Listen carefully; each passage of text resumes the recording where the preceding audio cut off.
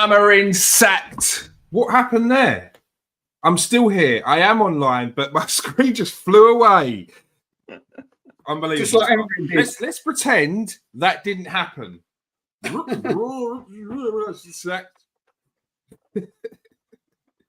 Welcome to the Transfer Exchange Show. We are live. Amorim sacked. Maresca sacked. Nuno next. Who knows? Maybe you do. I'm joined by Garth. I'm joined by Steve. How are you guys doing? Happy New Year. Happy New Year, mate. Same to you, mate. Yeah, Happy New Year. Good. We've got plenty to discuss this week, of course, because everyone is just it's a hot fire sale at the moment. We've got the Chelsea manager gone, potentially being replaced by Liam Rosenior. We've got the Manchester United manager gone, being replaced by Darren Fletcher. What is going on? And potentially, I mean, the way West Ham are going, I'd say one more bad result, and it could be potentially Nuno Espirito Santo gone as well. There's plenty of other things to talk about, but we are talking about the hottest topics at the moment, and that is the 2 seconds. We're going to start off on Enzo Maresca because that was the first one, and it was all a little bit crazy. Enzo Maresca had some words to say the other day, and then after that, there was kind of murmurs that he said too much. Chelsea aren't happy. Ben Jacobs dropped a story essentially saying that conversations have been had between the Chelsea hierarchy and Enzo Maresca, and the conversations did not go well. 24 hours later, Enzo Maresca has been announced as sacked by transfer guru Fabrizio Romano and David Ornstein. Then it just left people guessing as to what actually happened, and Maresca shed some light on that. Apparently, he didn't have the full say in team selection. I don't think it was as direct as that, as what it came across. I think what he was implying was that he was told to play players, to make subs, to bring up the value of the player. He was told to play players he was advised to play players due to potentially injury concerns, but he didn't see it in that way at all. Steve, I'll go to you first because you are the transfer guy and you're pretty much got your finger on the button of most things. Enzo Maresca, what have you heard about it in terms of what his gripe was with the Chelsea board? Yeah, I mean, it was pretty much what you said. You said it spot on. There was a meeting, I think it was after the Bournemouth game, or what I should say, from what I heard, there was a confrontation after the Bournemouth game when they when they drew 2-2, wasn't it? Mm-hmm. And he had a confrontation with one of the board members. I was told it was the guy. Forgive me if I'm pronouncing it wrong. Iqbal, one of the billionaire owners with him, literally outside the dressing room, which led to a boardroom discussion, and then it went off from there. From what I heard, there was, things that were going on during the week, and you've mentioned them already. At the start there, where he was getting told to do certain things regarding player selections and who needs to play, not necessarily like on a tactic wise, but needed to play.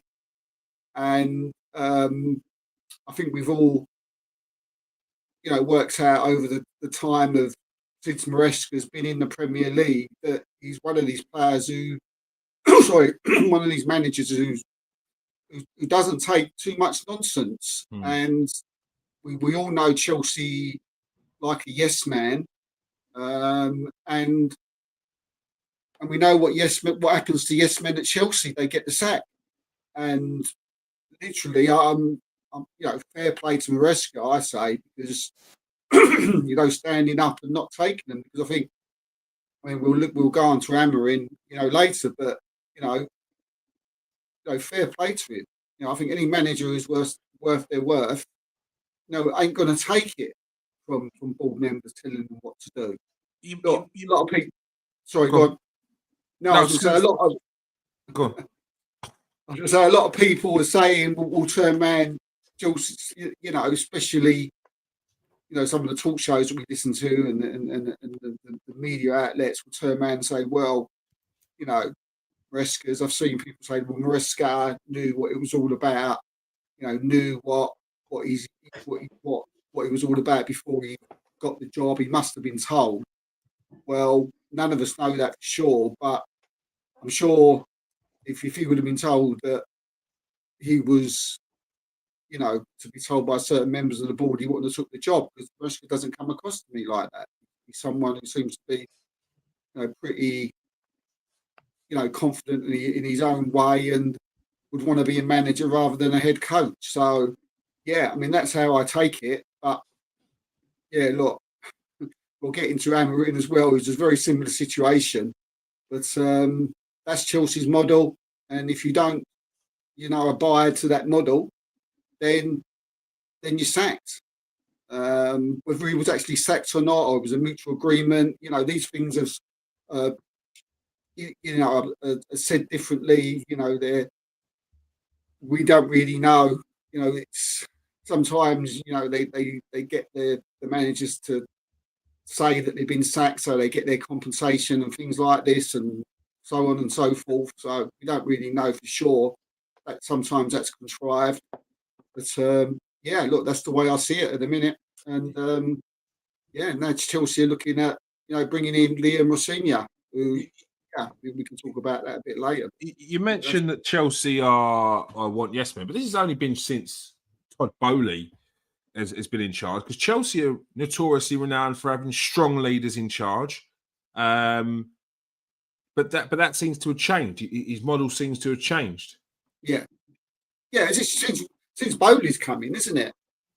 Since like the Graham Potters and the ones before that, and it seems that the strong-minded managers that have come in, have been kicked out of the club very quickly.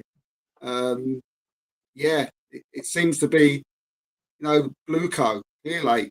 They've come in, they've got their way of doing things, and like I've already said, if you don't abide to what they say or what their rules are, then you're out. Yeah.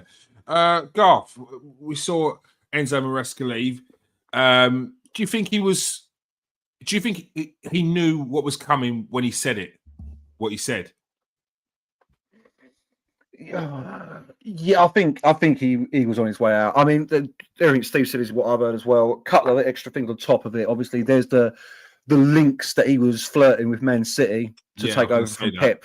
Yeah. After it didn't come too far after that, did it? No, exactly. Apparently, he's been having a massive bust up with the medical department as well. This is from ESPN.com, so I don't know how true it is. But at Chelsea, the medical team apparently works independently from anyone else. They're their own unit, and what they say on players goes. Like, it's a bit weird, apparently. I don't know the ins and outs of this, but it's something to look into, apparently. Like, they just send their reports to the gaffer. That's it. And, Maresca felt that they were trying to tell him that players who weren't fit enough to play were fit enough to play. And again, now you read between the lines, was that coming from above? Bottom line, and again, as Steve said, we'll talk about Amorim as well in a minute. Bottom line is, we're at the situation in our football clubs where the manager doesn't have control. Yeah. Manager, head coach, technical, whatever, you don't have control. Even Arteta and Pep, who are two of the most who I'd say have got the most amount of reign over their clubs. Even they don't have full control over their transfers, over this, over that, you know what I mean? So, and I think Maresca didn't want it. I think Maresca was promised things, or in his heart believed he was promised certain things that haven't been brought to the fore. I think this, like Steve said, this thing about the rumour is he was being told what players should be playing because of market values needing to be risen and so on and so forth. Mate, if you're a manager and you've got, I don't know who Chelsea's backroom staff are, but their technical director comes down and is like, no, you've got to play Garnacho because we've just spent 45 mil on him. You'd be like, no, I haven't, mate. And do you know what? I ain't paying him now. Get out of here. Like, I'm the gaffer of this team. Like, sort it out. So, yeah, I think he'd had enough and he wanted his payout. And he blew up in the press conference. Obviously, he's been emotional in press conferences before as well. You know what I mean? But he was saying what he said to get out of that club and to get, I mean, what was it? A few weeks before we had the worst 48 hours comment that apparently, again, according to ESPN.com, is that was to deal with the medical department, and he had a massive row with them about them telling him what players can and can't play. And he's like, I don't believe it. I saw him in training, sort of thing. Again, it's all hearsay, obviously. It's all hearsay. Yeah. And I think he just, he was like, all right, well, then I'm not walking away. I'm not walking away because I've got a contract till 2029, mate. Yeah, I've got a contract till 2029 because you're silly and gave us contracts like that. So, yeah, I'll just cause a bit of a stink and you're going to have to fire me and I'm going to get my payout. You know what I mean? Apparently they're discussing what that payout's going to be at the moment. You know what I mean? But he's walking away with a solid 20 mil in his back pocket. So, I think he knew the writing was on the wall. And I think that we're coming to a crossroads where managers, this is why Thomas Tuchel didn't want the Man United job, because he couldn't be promised to have full control over things. Obviously, why he fell out of Bowley as well. Yeah, exactly why I fell out of Bowley. We're getting to a stage now where you're looking at Maresca off the pass, I can never pronounce it properly, at Nottingham Forest. Like, I don't like this interference from owners and the football department above the manager with match day stuff. Not with match day stuff. That's crazy to me. The manager should have 100% say on what's going on the pitch. It's his job. It's his livelihood. You know what I mean? It's his reputation. So yeah, look, he knew what he was doing. He knew it was coming. I think personally, and it's a weird situation, to be fair. But that Man City link's the one where I'm a bit like, if that is true, that you've been, you know what I mean, offering your services to City while you're Chelsea manager, that's actually a bit unacceptable from Maresca, in my opinion, that one.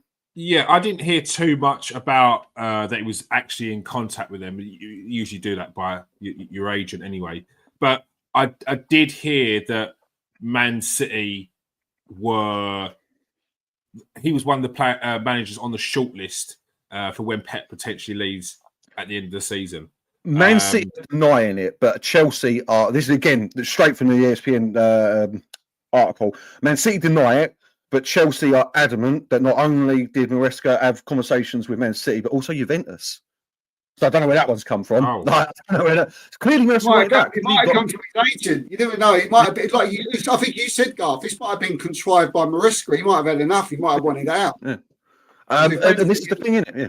He's obviously got there and don't like what's happening because he's getting, especially when it's non-football people and you are a real football person, just as fans, it is when someone who don't know football tries to talk to you about football, you're like, no, mate, no, step back a minute here, mate. Don't do that. So,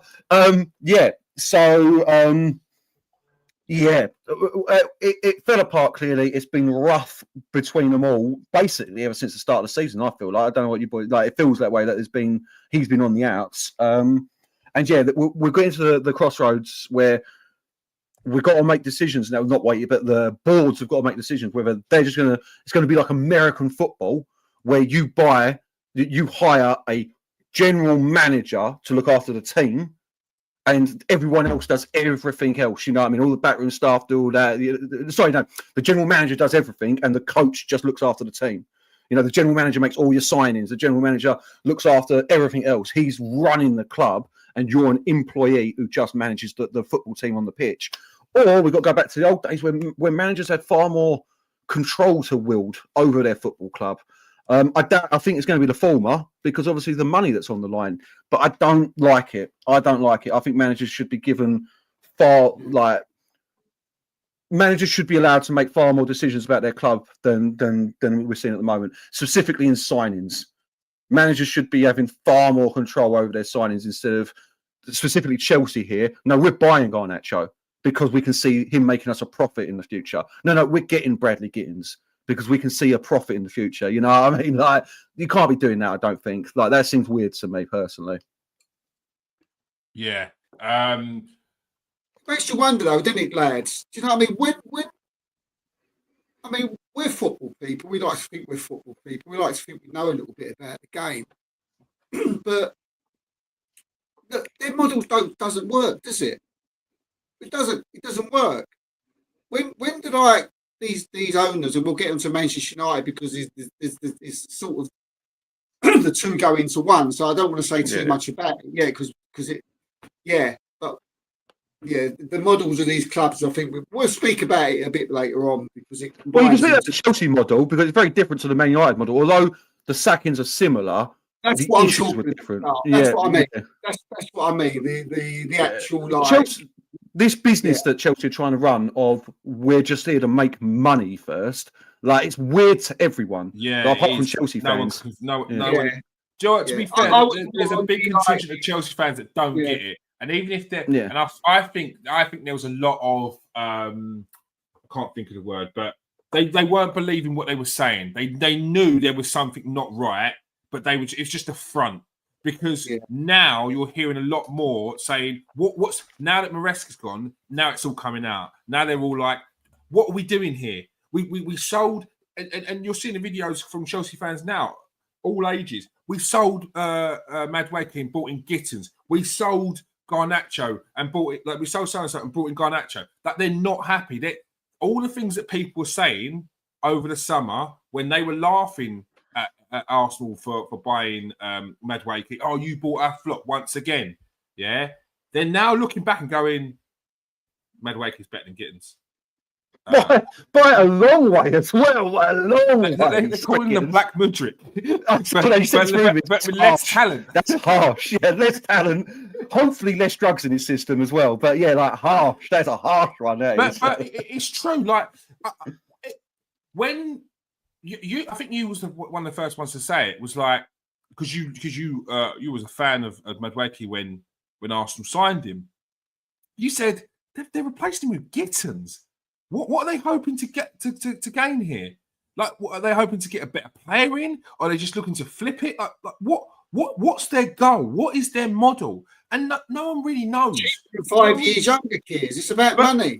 That's the way they think. That's what they think.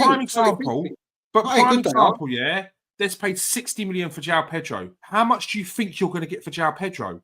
Like 60 million is top end for that player. I don't know how much better he gets than what he is now. English. Sorry, Keir. They paid 50 English for Gittins.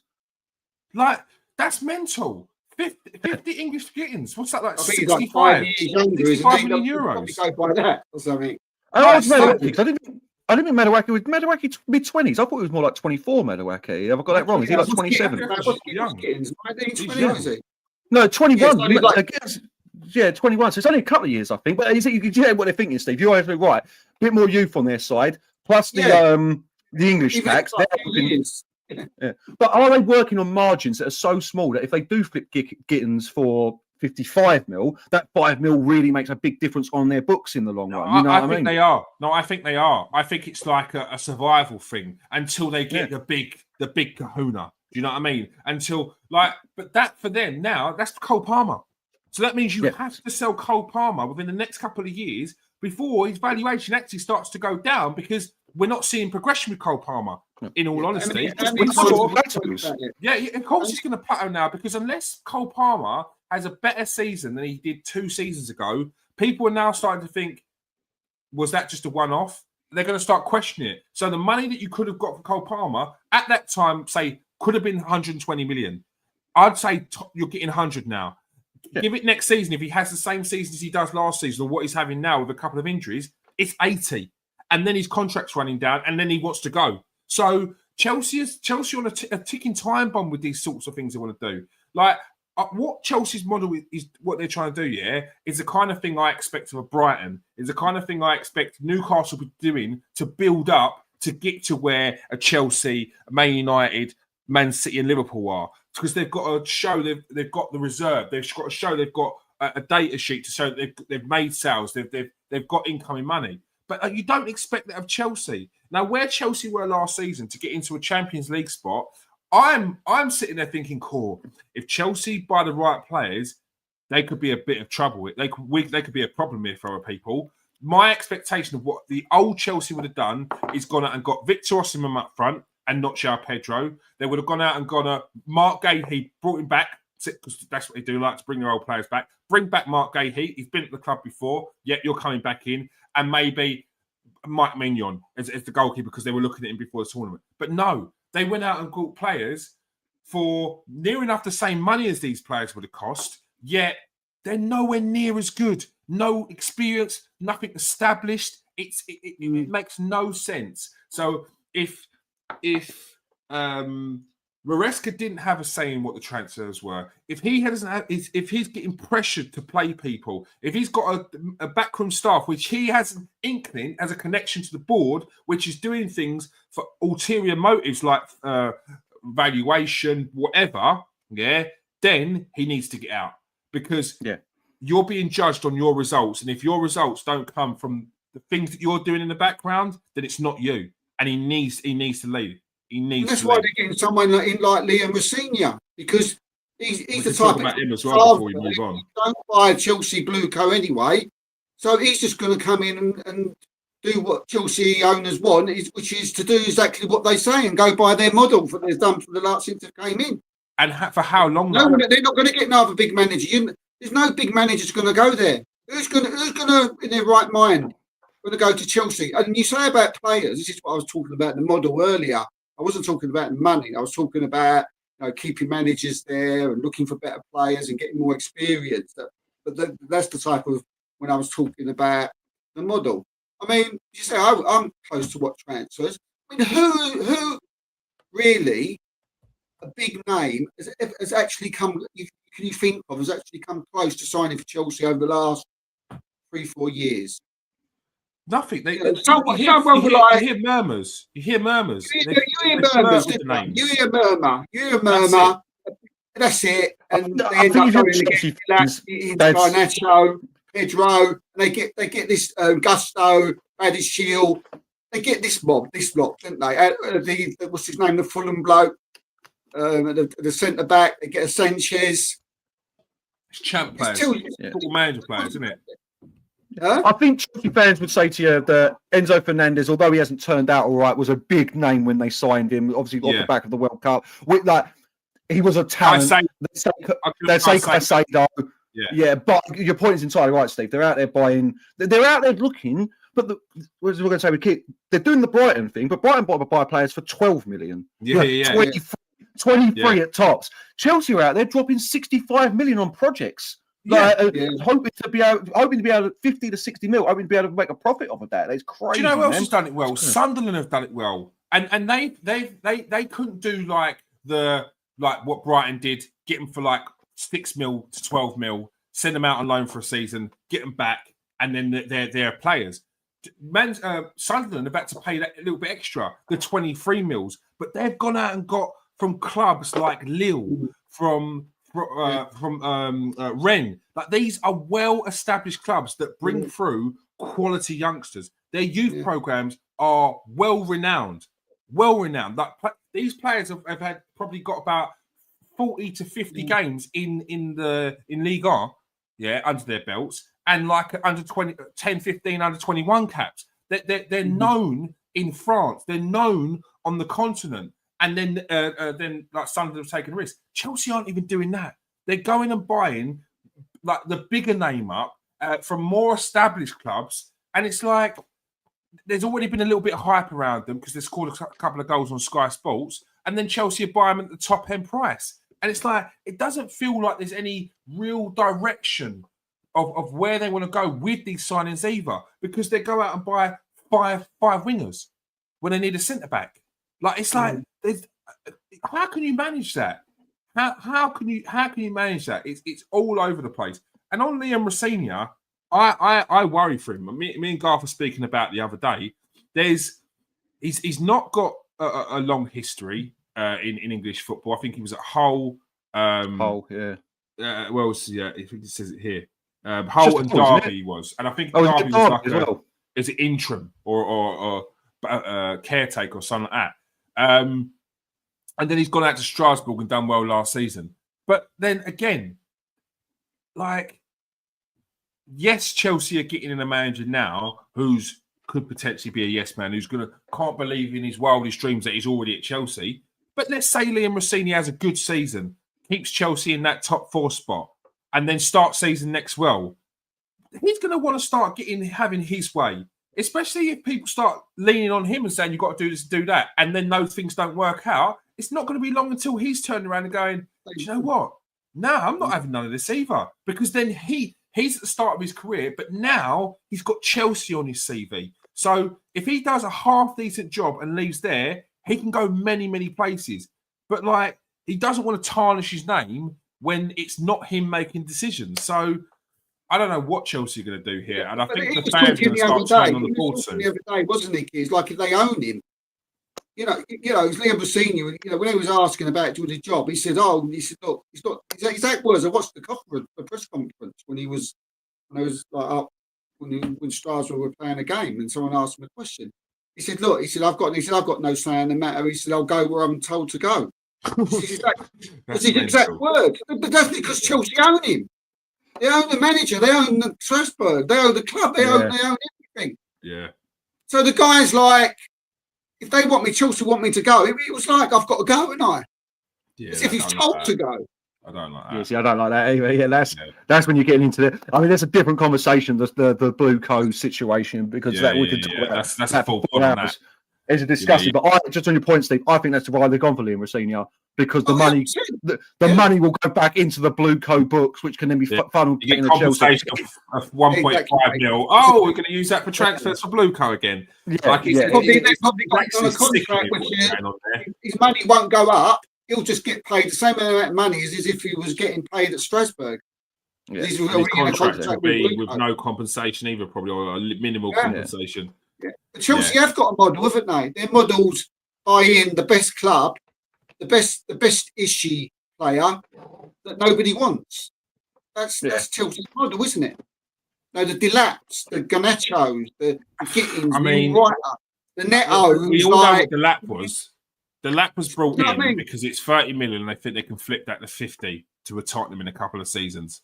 That's what Delap was. He had a half decent. He had a half decent season last season at Ipswich, which was a relegation team. You've got a relegation striker. It's completely different to having a striker who's getting the ball, who's getting in space, and needs to do something. That it's two completely different strikers.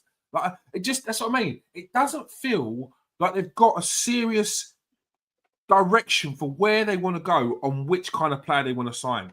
It's just a scattergun hit and hope. And I don't know how to survive that. I think what they start to do is as soon as they start to think, okay, someone like Delap, these value's not going to go up, they go and sell him for 30 mil, or they do like a loan for a 5 mil loan and then sell him for 20 mil the next season. Like sell him to Strasbourg for 35 to just make. Yeah. There we go. There we go down a little bit. They've got to make money on. The way I see it at the minute is Cole Palmer. Yeah, Cole Palmer. Maybe Garnacho, because Garnacho was only 40 mil, and I do think someone would drop a 60 mil on Garnacho just because the abilities, not the ability, the technical ability is there, but he isn't good enough. But you can talk about, me and Kim were talking about this a couple of days ago. They've got Palmer, Garnacho, maybe 20 mil, like extra on what they paid for him. And then after that, you are seriously like, there's no value in Gittins, there's no value in João Pedro. There's no value in any of Caicedo or Enzo Fernandez. You know, you might get your money back for Caicedo, but no one. The other thing Chelsea got me, no other club really is dropping 100 mil like they do. I know Arsenal got Rice in, right, but and Liverpool just done it, but it's not that many clubs out there that are willing to drop 100 mil on a player. See what it's like the prices are shortening a bit. I've noticed, haven't you? Yeah, they definitely are. Yeah, it's hit a crux point where people are getting this thinking that these fees are getting a little silly. And then you get into that back line, there is no one of any value in that back line for them. Where they're making. If Liverpool with Bizarre converts to win a bit nutty. Yeah, that was an ego trip because they hadn't spent money for a couple of years, weren't it? So, but yeah, they've got no value, Steve. Exactly what you're saying. Apart from Palmer, and this is, if you remember, lads, honestly, go back to last season's show, and that's what I said. They're going to come unstuck. This business model works until they've run out of players that got value on them, and then they've got to sell the Palmer. And now you sold Palmer. Chelsea fans revolt. Who are you bringing in? No one. Keir said this to me the other day. What they're hoping for is a class of 92 to come through. Yeah. They're hoping to find 6 or 7 young players at once to bring through that they can then make millions off of. You know what I mean? But if I was a Chelsea fan, I'd be fuming because I want trophies. And you ain't sustaining. I know they won the Club World Cup last year, but like, you're not sustaining success with this business model. You're just not, period. No, because once they get to a certain level, you're not winning the Club World Cup. You're not winning the Conference League like the Champions League. It's night and day in comparison to quality. Do you know what I mean? So yes, you won the Club World the Conference League, but you don't go into the Champions League. You ain't winning it like that. Like Not with the squad, Chelsea yeah. didn't play a first team player in that thing until the knockout stages. Yeah. Like, Cole Palmer was not in that first squad. He ain't travelling to the arse end of Uzbekistan to play the fourth team, the fourth best team in Uzbekistan. He ain't doing that. He ain't doing that. So, yeah, look, Chelsea are in trouble long term, I think, because as you said there, I've already heard, I don't know how true it is because on social media, anyone could just write anything. But I'm already hearing murmurs that Cole Palmer is not completely happy with what's happening in terms of the project and the direction. Yeah. No. And when you see his manner on the pitch, he's a player that's frustrated with the players around him. Like I even watched the game yesterday against Man City. Yeah, and Cole Palmer wasn't good. He's not been good against any top 6 team ever, really, to be fair. But Cole Palmer is running with the ball into an area where he should have just passed it. And then as he's running it, he's telling people to run up the pitch. And I'm like, that's ego. There's too much ego there. You already know you're the guy at that team and you're playing, not like I'm the man, you're playing like you lot of shit. That's how you're playing. And that is the beginning of the end for Cole Palmer because you get frustrated. The next thing you know, if Chelsea miss out on Champions League this season, he's on to his agent talking about, I want a club that's got Champions League. Mate, did Chelsea need to sell him if they don't make Champions League because of their business model? We don't know. I'm just afraid I don't know what their business model. I mean, apparently they had 300 mil surplus, didn't they, at the start of the season? I don't know how that was. No, because Arsenal, one of the gripes that some Arsenal fans had with Arsenal selling Bayern Madueke was the fact that we were helping Chelsea get across that line because they need like 100 and something million to make up before a certain date. Otherwise, I think this was only the European one that you were going to get potentially kicked out of Europe if you didn't meet the quota for that date. So they're in that situation all the time. And I've already mentioned it before. Chelsea apparently, I think from what I heard previously, Chelsea had to sell £100 million worth of players every season for a while based on the fact that they've got these 8-year contracts because they've got so many of them contracts piled up that, okay, it was 20 million for one player, 20 million season, nothing. You've now done 4 of them. So that's £80 million a player you've got to get every season to pay off that debt. Where is that coming from? Like you said, where are you getting this money from? You're running out of players to sell. You're going to get to a point when no one wants your players, especially when you talk about them. Oh, tossing this, tossing that. You're tossing players all over the place. Like, have some respect for them, mate. And a couple of the ones that got out on loan aren't ripping up either. I know Bayern Munich, Steve might know more than this, they're not looking at taking Nicholas Jackson permanent by the looks of things. I read the other day. You might get money for like that Andre Santos, who came on yesterday and did well. And he had a good time. I think he was at Strasbourg last season. That was a wrong. I thought Jackson was a good player. I thought he was like. He's the type of player. If I was a Chelsea fan, I'd think, this guy he's. Do you know what I mean? He's rugged. He's got a bit of pace about him. He knows where the back of the net is. Okay, he's got a bit of a panic in him. Yeah. But why would you want to? Chelsea fans ripped him. I don't know. Bits though, Steve. He even said it. I'm a bad player. Like. He has been ripped to shreds. Chelsea fans, when they don't rate you, they let you know. They make sure you know. It's not a case of behind the scenes. I'm not really sure about him. They will let you know. Compilations come out. They're getting atted. They are nasty, mate. I don't want to hear anyone. Who was this? Jackson.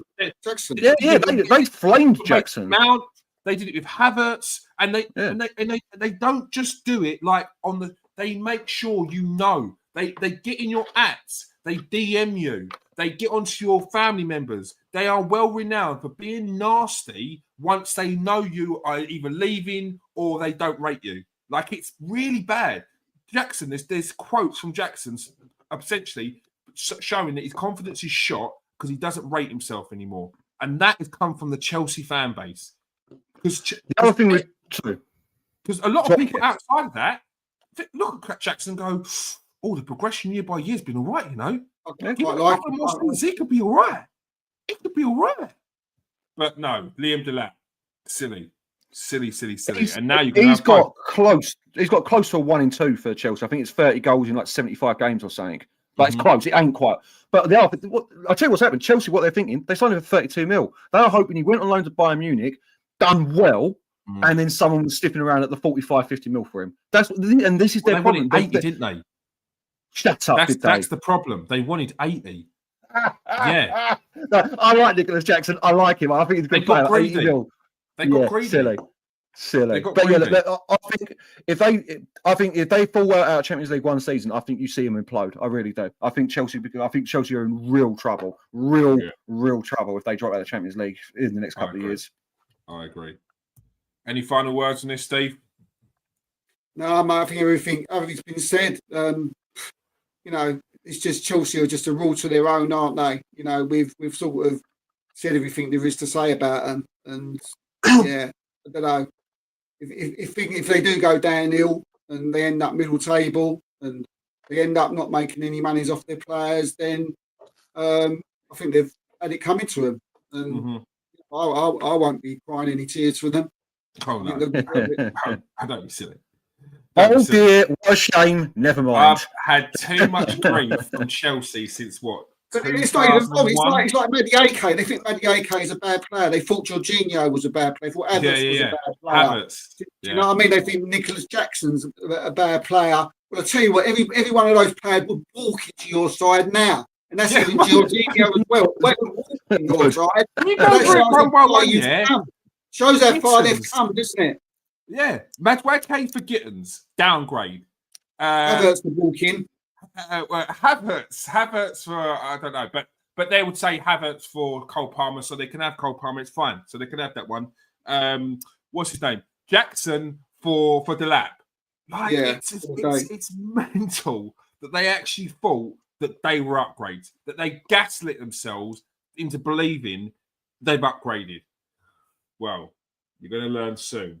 You're going to learn today.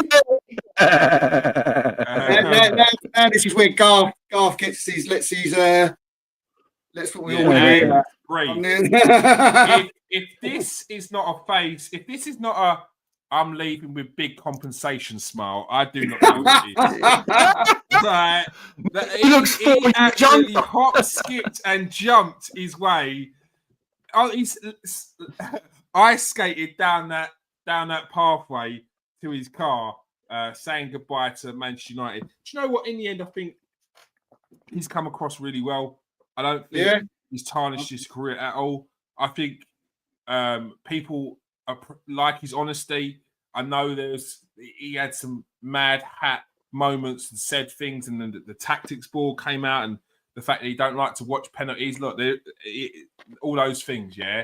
But I think he gained a lot of respect from people in the end, in England at least, for what he was doing at Man United, for sticking to his guns, even though it seemed like it was going against the grain and wasn't working. In the end, he got Man United into a position of progression, and there was light at the end of the tunnel. It seemed better players were coming in, but there was clearly something behind the scenes which people weren't seeing, because yes, we'd heard a few inklings around here and there, but yesterday's outburst was one that was the final straw, it felt like.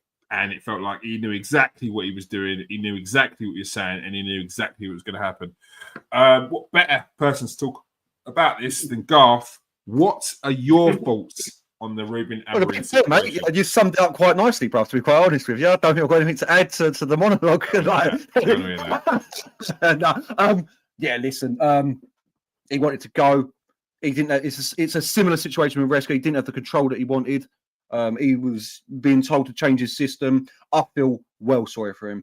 Let's just talk about Amorim for a second, and I'll get onto the state of Man United afterwards. I feel well sorry for him. He was brought in when he didn't want to come. You know what I mean? The last half of last season was meant to not matter, period. Doesn't matter, because you've been brought in. You didn't want to come till the summer. because he knew that the squad wouldn't be able to do what he needed it to do. He knew it'd be terrible. He said as soon as he come in, it's going to be terrible. He said that outright as soon as he come in because he knew he wanted to come in the summer. We forced his hand, gave him the ultimatum: you come now, or you don't come at all. So he's turned up. He's not got the players that he wanted. He's not been given the control that he wants. And bottom line, it's his reputation as well on the line, isn't it? He's a young manager. He's well thought of on the continent. Ruben Amorim is very well thought of on the continent. Like, I've seen a couple of videos circling from European football commentators talking about how, like, this is what I was saying to you earlier, Kit, he'll have no problem getting another job at a decent club as well. They like the way he works. They like the way he conducts himself. Excuse me. They like his philosophy. You know what I mean? And he will pick up another job straight away. Yeah, we're shambles of a club, period. But yeah, like, he was promised stuff that he wasn't given, pure and simple, and he's blown up about it. He was clearly promised January transfers. They haven't turned up, like, and it looks like we're not getting any. You know what I mean? Because it's clear what we need. It's clear as day. The summer, he wanted certain players, didn't get them, and Man United went out and bought players that he didn't say that he wanted.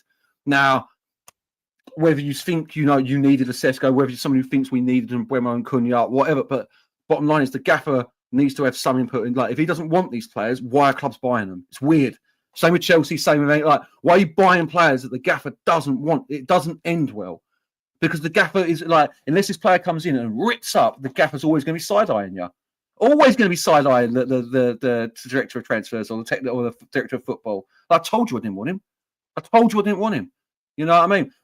Amorim was tasked with getting rid of the bomb squad. He was tasked with, sorting out Jadon Sancho, sorting out Marcus Rashford, sorting out Garnacho, the 5 players. You know what I mean? He done that.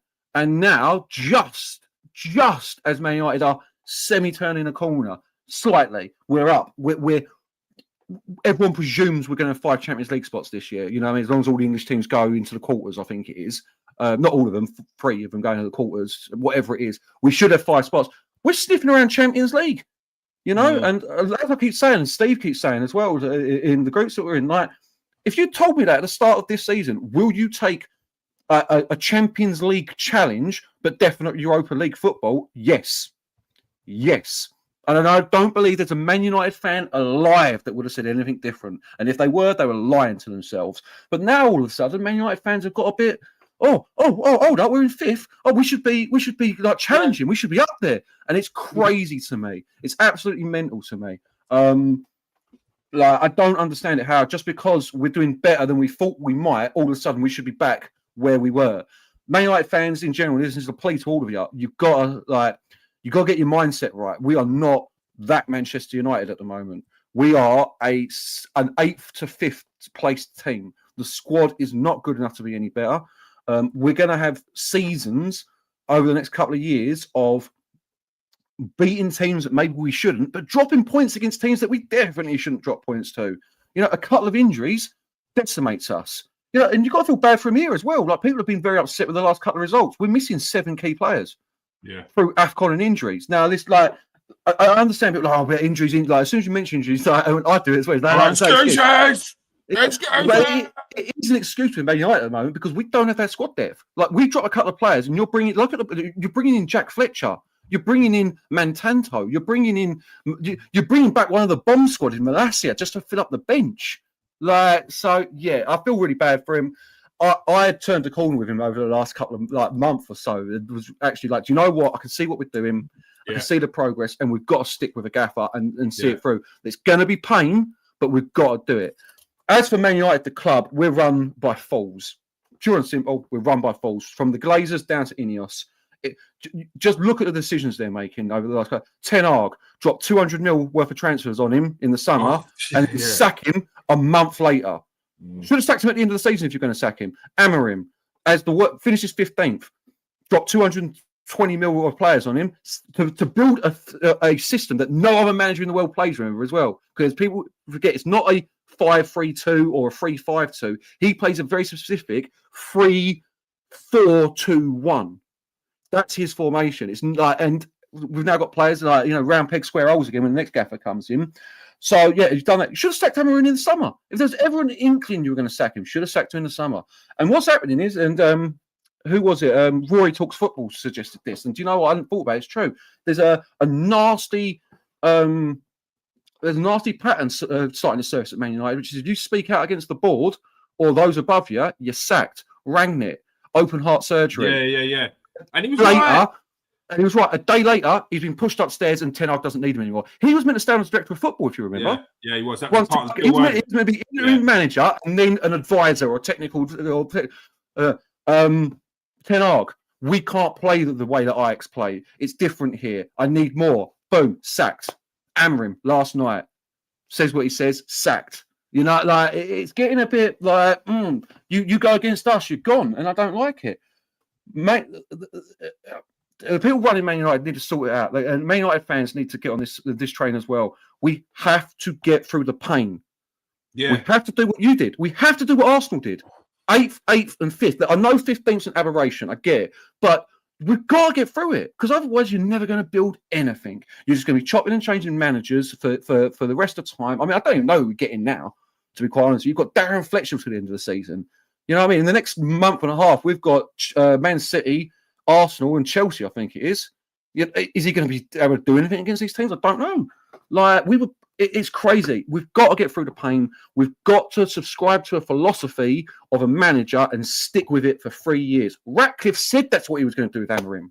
Yeah, he did. That was his exact words. He said he's going to do it. And they said, what if he comes 6th position again? He repeated himself. He's going to do it. And I think that was, and I rated that because it was like he weren't going to get drawn into thingies. He weren't going to get, they weren't going to start splitting hairs and say, what about this? What about that? And he stuck to it. Because he didn't want, he knows what comes if you say, oh, well, if you even look like you're thinking about, oh, well, maybe no.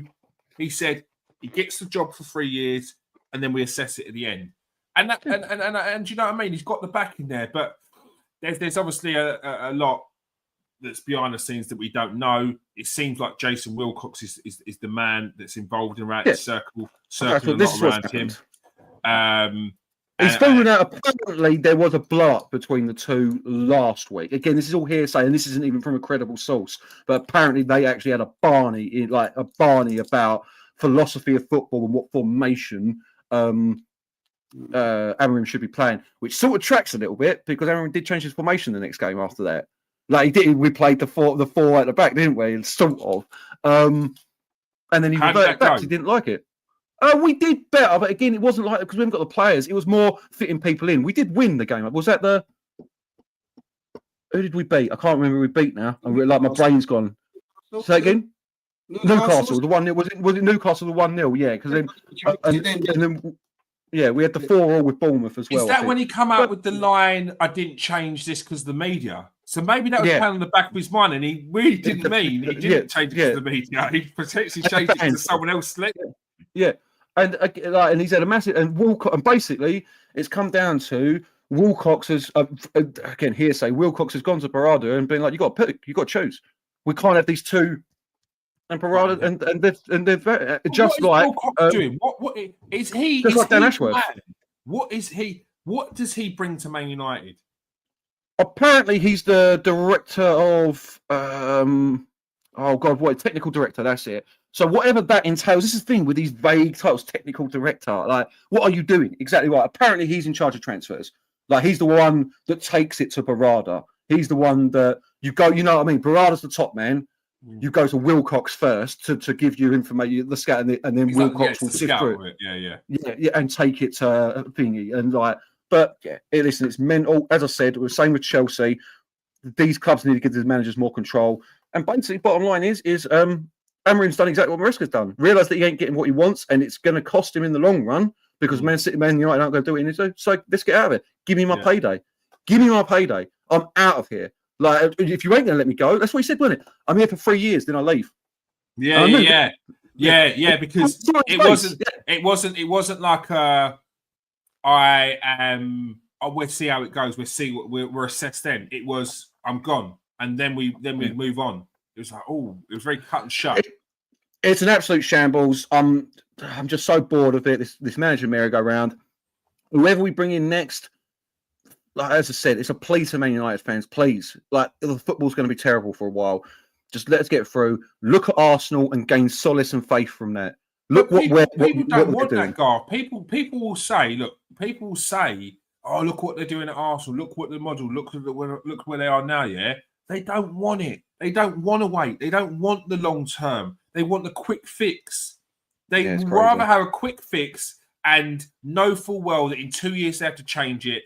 2 years they have to go for a couple of years of rubbish because they've got players that they don't need in the squad that the new manager doesn't like. When you said he's like Garth said there, when the Man United fans are going to, I mean, by the way, there's not, Garth put it absolutely. I mean, I don't think I could add anything because I just agree with everything he said and I'll probably repeat everything.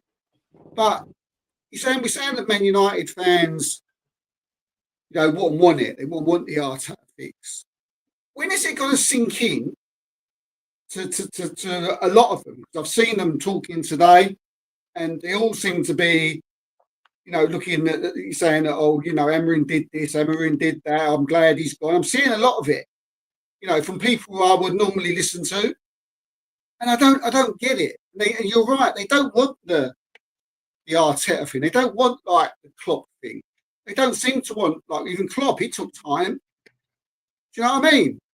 When is it going to sink in to these Man United fans who want the quick fix, who want things to happen now, who don't think where they are now is good enough and feel that Amorim's got to go? When's it going to see it? This has been going on since Fergie left. Yeah, it's not. That's the thing. It's 13 years. This is anniversary of the 13 year of Manchester United. And I feel so sorry for fans like Garth who've gone through hell because they've had to go through all this crap with players and behind the scenes and playing up and the board, the owners, the Glazers. This has gone on for 13 years now, sacking manager after manager after manager. And they're still doing it now, 13 years later. And they're still, even to this day, when Amorim goes, and like Garth said, they're sitting in sixth place. And we said that, I think, maybe even a year and a half ago, what we would think Amorim would need to do, in his tenure and his progression over his contract to where he get. And we're pretty much all in agreement, I think, of he's where he's at, where we think he should be. Yeah. Yeah. So when are they going to see that these models don't work? When are they going to see that this doesn't work? I think there's the people that someone. Yeah, I think the people that wanted Amorim out still, even though Man United are in a healthy position, are the ones that thought to themselves that now we've got to this position, we could actually not necessarily win the league, but we could push to be involved in the conversation. We can cement Champions League early. We can guarantee Champions League. When it's the reason, the situation Man United in now is topsy-turvy.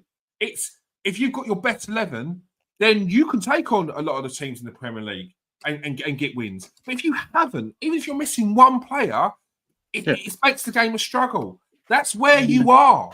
That's what you need to understand. You get to a good position and you're trying to run to the finish line already, and you're out of breath. You've forgotten. You've got to take this. You've got to take your time.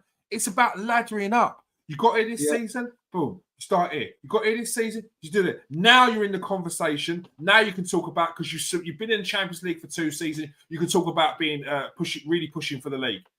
That's how you got to do it. It takes time. You can no longer just go out and buy 11 players and hope they fit. The days of Chelsea and Man City doing that, you can't do that anymore. You have to do it in increments. And the chances are you ain't going to bring those players in January. So it's season by season. And you've got to take time.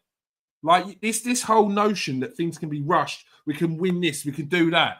It's why you see, I'm going to come back to Chelsea again, because they're our noisy neighbours. We butt heads all the time. But that's why you see every time Chelsea come up against Arsenal with their new manager, and there might be a draw. It's phase 1 so-and-so, phase 6 Arteta, and you're mocking it. And you think to yourself, hold up, little man, give it a couple of weeks. Oh, and they've lost again. They fall off because you're not there. You're not. Yeah, you've done well to get the draw. You've done well to get a result there, but you haven't got to the where you need to get to, because lo and behold, you've got. As you say yourself, you've got a weak defence, or you've got this or that, or you need to make sure that this player's in form, but otherwise you ain't on it. That means you're not there yet. Slow down. Stop being so quick to try and mock someone, to try and banter another team when you ain't even in that space yet. Like, chill out a little bit. Steve, where do Man United go manager-wise? Who do you think would be a good fit for a long-term manager? They don't want a long-term manager, do they? Who do you think would be a good fit for Man United? Don't dodge the question, Steve. You've got to keep it out of name now, mate. I'm so pleased to go to him instead of me here, because I ain't got nothing. I ain't got no one. Of course you ain't. Yes, that's why I didn't ask you. I don't know. You look at, if you're a manager of any ilk, like I don't know, let's just names off the top of my head, like Eddie Howe, Gareth Southgate. I don't know. No, we're going to do a game. We're going to do a game. Steve, you say a name. Garth says yes or no. Gareth Southgate. What's your first one? Gareth Southgate. Eddie Howe and Gareth Southgate. Eddie Howe. I mean, do you know what, lads? At this point now, that's a long term, though. God, that's a long-term manager. Exactly. Long-term one, though. Yeah, like if we're talking like an actual project, like if we can actually stick to a project. So just quickly before I say yes or no, there's another thing I see Man United fans do, which is it's the same conversation. Like this is what I was saying in one of my other groups. It's what you're saying to me now about how you can't watch the football anymore, and it's a dead team, and we're not doing this and we're not doing that. I heard that about Solskjaer. I heard that about Mourinho. I was saying it. Let's not say I heard it. I said that about Mourinho. I said that about Solskjaer. I said that about Ten Hag. And do you know what? We're getting into the law of diminishing returns, because each time we got rid of manager, we've got worse. We've got worse. Remember that Solskjaer game? Mate, Man United fans honestly are saying bring him back. One more run, the last dance. Solskjaer back as interim. The last dance. Sorry, I'm swearing now, but like someone else said, the problem you've got with Solskjaer is he had McKenna and Carrick. It was look where McKenna has gone. Look where Carrick's gone. Yeah. Carrick's not done as well, but McKenna got Ipswich into the Premier League. So you're talking Eddie Howe. No. I mean, no, I was being facetious. Gareth Southgate, definitely, because that's a short-term fix, I think, with Gareth Southgate. Mm-hmm. I think Gareth Southgate would be fully aware he's coming in for a couple of years to steady the ship. But he would want control, though, Garth, wouldn't he? He would want these people would want control. They give him control. I don't know about Southgate or Eddie Howe, to be fair, mate. I think both of them would be willing to come to Man United as a coach. And as a head coach and allow it, I think. I don't know. I think Eddie Howe is a coach as well. I think of the two, I think Southgate would be more the one that would want a bit more control, because I think he was heavily involved in St George's Park build-up, because he was already a FA man. You can't imagine Southgate and Eddie Howe having much pull with players, can you? Or I want to go and play. You may get the odd one, you may get English players, but I'm talking about they won't have a massive pull. So I can see why. I could be being a bit biased. The bias was a big-headed it. Man United's the poll. Doesn't really matter. I think it is. I think you're right. You are right. And if Man United have the position and they've got the name, then you are starting to get bigger names back in. Beforehand, it was Man United. They're a bit of a mess. We can see they're a bit of a mess. But if they have some structure to their team, so it looks like they're building and going forward, and they're consistent in a position, people are running to Man United again. Like it's like they got Nuno and Mbeumo when they're not in the Champions League, and Champions League clubs wanted them. So all three of them, you think about it, Sesko, Cunha, and Mbeumo, we brought them in, and all three of them were highly touted in the summer. I know what you're saying, Steve. I do know what you mean. I think Gareth Southgate, though, his man management is very well respected, isn't it? So I think that even if the player was a little unsure about the gaffer, he could convince them, maybe. But then apparently the rumours are that the front three in the running is Laurent Blanc. I mean, he's had his issues. Julian Nagelsmann. But I mean, that has to be a long-termer. If you're bringing Nagelsmann in, like that has to be a 5-year contract up front. And like, we're giving you what you need and what you want to make this work. And Gareth Southgate. Which if we do get Gareth Southgate in, Dan Ashworth will probably want to go down to Old Trafford and start beating the shit out of people, because that's why he got the sack, weren't it? Because he said that he wanted Gareth Southgate over Amorim, and Jason Wilcox went no, and threw a wobbly about that as well. So yeah, it's a shambles. But he's got a bit of an ego, this Jason Wilcox, isn't he? Clearly, it feels like it. Or it's De Ligt, isn't it? De Ligt's have you seen that stat about that's in the chat? Didn't Matthijs De Ligt's got a really unfortunate stat, which he's never had. Every start to a new season for him, he's had a new manager. At every club he's ever been at. From the start of his career to now, he's never had a manager for longer than 12 months, or depending where he's gone, maybe. Start of every new year, he's had a new manager. I'll send it through to you now. It's actually quite funny. Yeah, not one you want, you know what I mean? But so it sounds like, from your reaction there, it sounded like you would be most interested in the Nagelsmann long term. Yeah, I would, but unfortunately we can't. This is the problem, because we can't give anyone their time. This is what I mean about Amorim. I was starting to see it. I was starting to believe, because I've had my problems with him. Look, 15th for Man United is unacceptable. It's unacceptable. There's no two ways about it. And I was on the brink of saying he should have been sacked last season. And after poor performances, I've said he should have been sacked. I've said it to you, Keir. I've said it to Steve. I might have even said it on the show. You know, when the emotion is high. Once I've calmed down a day later, no. I was starting to believe with Amorim here. The players were getting used to the system. It got rid of the players. Listen, Kobe Mainoo, I don't want him to leave, but if he isn't good for the system, if he isn't good for the philosophy, then so be it. He has to go. Apparently, that was another issue with Wilcox, was that he didn't want to play Kobe Mainoo. But I was there. I was thinking to myself, do you know what? I'm seeing it. I'm beginning to see the turnaround. We've got, I think it's 6 more points at this stage of the season than last season. We've got 8 more goals. We're 8 positions higher up the league. We're there or thereabouts. You know what I mean? Yes, listen, it's so tight that when we lose to City and Arsenal in the next week, we'll be back down in 10th again for a couple of weeks. But then we'll be playing the Burnleys again and the Wolves again. And the way Man United are, well, not Wolves because we're playing twice, but we might have even snuck a point against an Arsenal or Man City just because of the way we are at the moment, and then go and lose to Burnley. Funny, Man United have taken points off Chelsea, Liverpool this season, Newcastle this season, Bournemouth.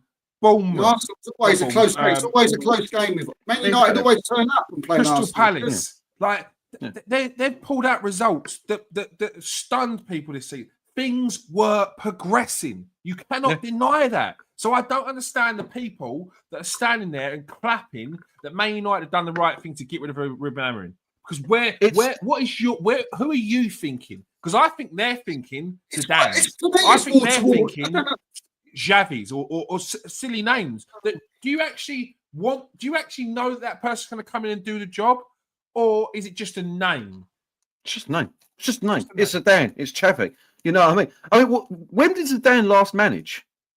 He ever managed Real Madrid. Job. He keeps coming out. He even come out like a few days ago and says, "I want the French job." And but how long ago was it that he was manager of Real Madrid? We must be knocking on 5-6 years now, mustn't we? If not more.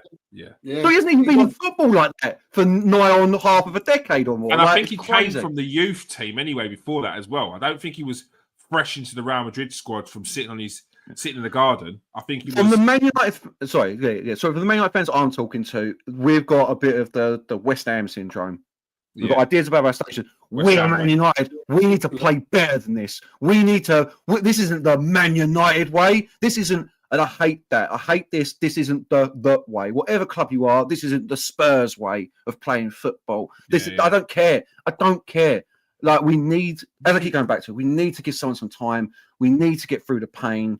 And Man United board and fans need to realise that we've got to do these things, and we can't get on people's backs, and we've got to actually survive through it and come out the other side a better, stronger team. Did you see Say again? Did you see the statement they come out with? What's an you put it in the group, didn't you? Load of old tosh, mate. Yeah.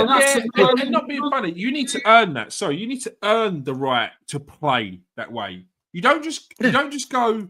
Yeah, we're Man United. We're going to start playing like. No, you have to earn it. You have to build the foundation. You got to you got to build on the philosophy that you want to play, and then all of a sudden people start changing the way they play because they can't deal with how you play. You have to earn it. It doesn't just come in one season. Did you see the reason why they sacked him? Did you see the reason why Man United? Did you see the statement?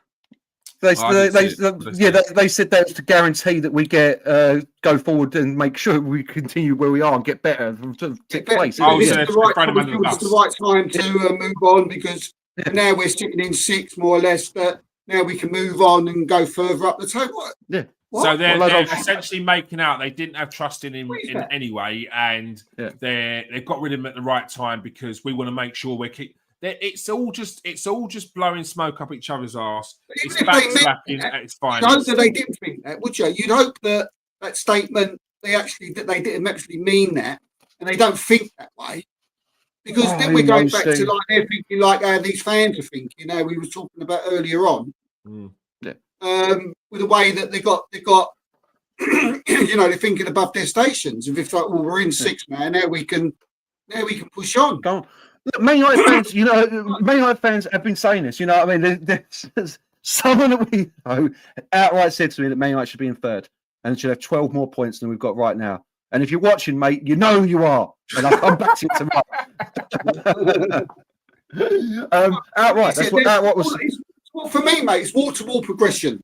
I've looked into it. Look, I watched the last game they played against Leeds. Against Leeds, I was watching that bits of it. I wasn't taking 100% attention to it. I watched the majority of it, and I looked at Man United side, and I thought, they got Cunha and Bumbo to come back. Cunha looked decent, done some decent things on there. Sesko made some good touches. I thought I know Evan got a little bit caught for the goal, but that was when I looked at that, I think I was a bit harsh with him because he mainly got caught for pace. Other than that, I thought he played really well. I think Martinez has mellowed quite a lot. He was given the captain's armband. I think he looked a lot more calmer on the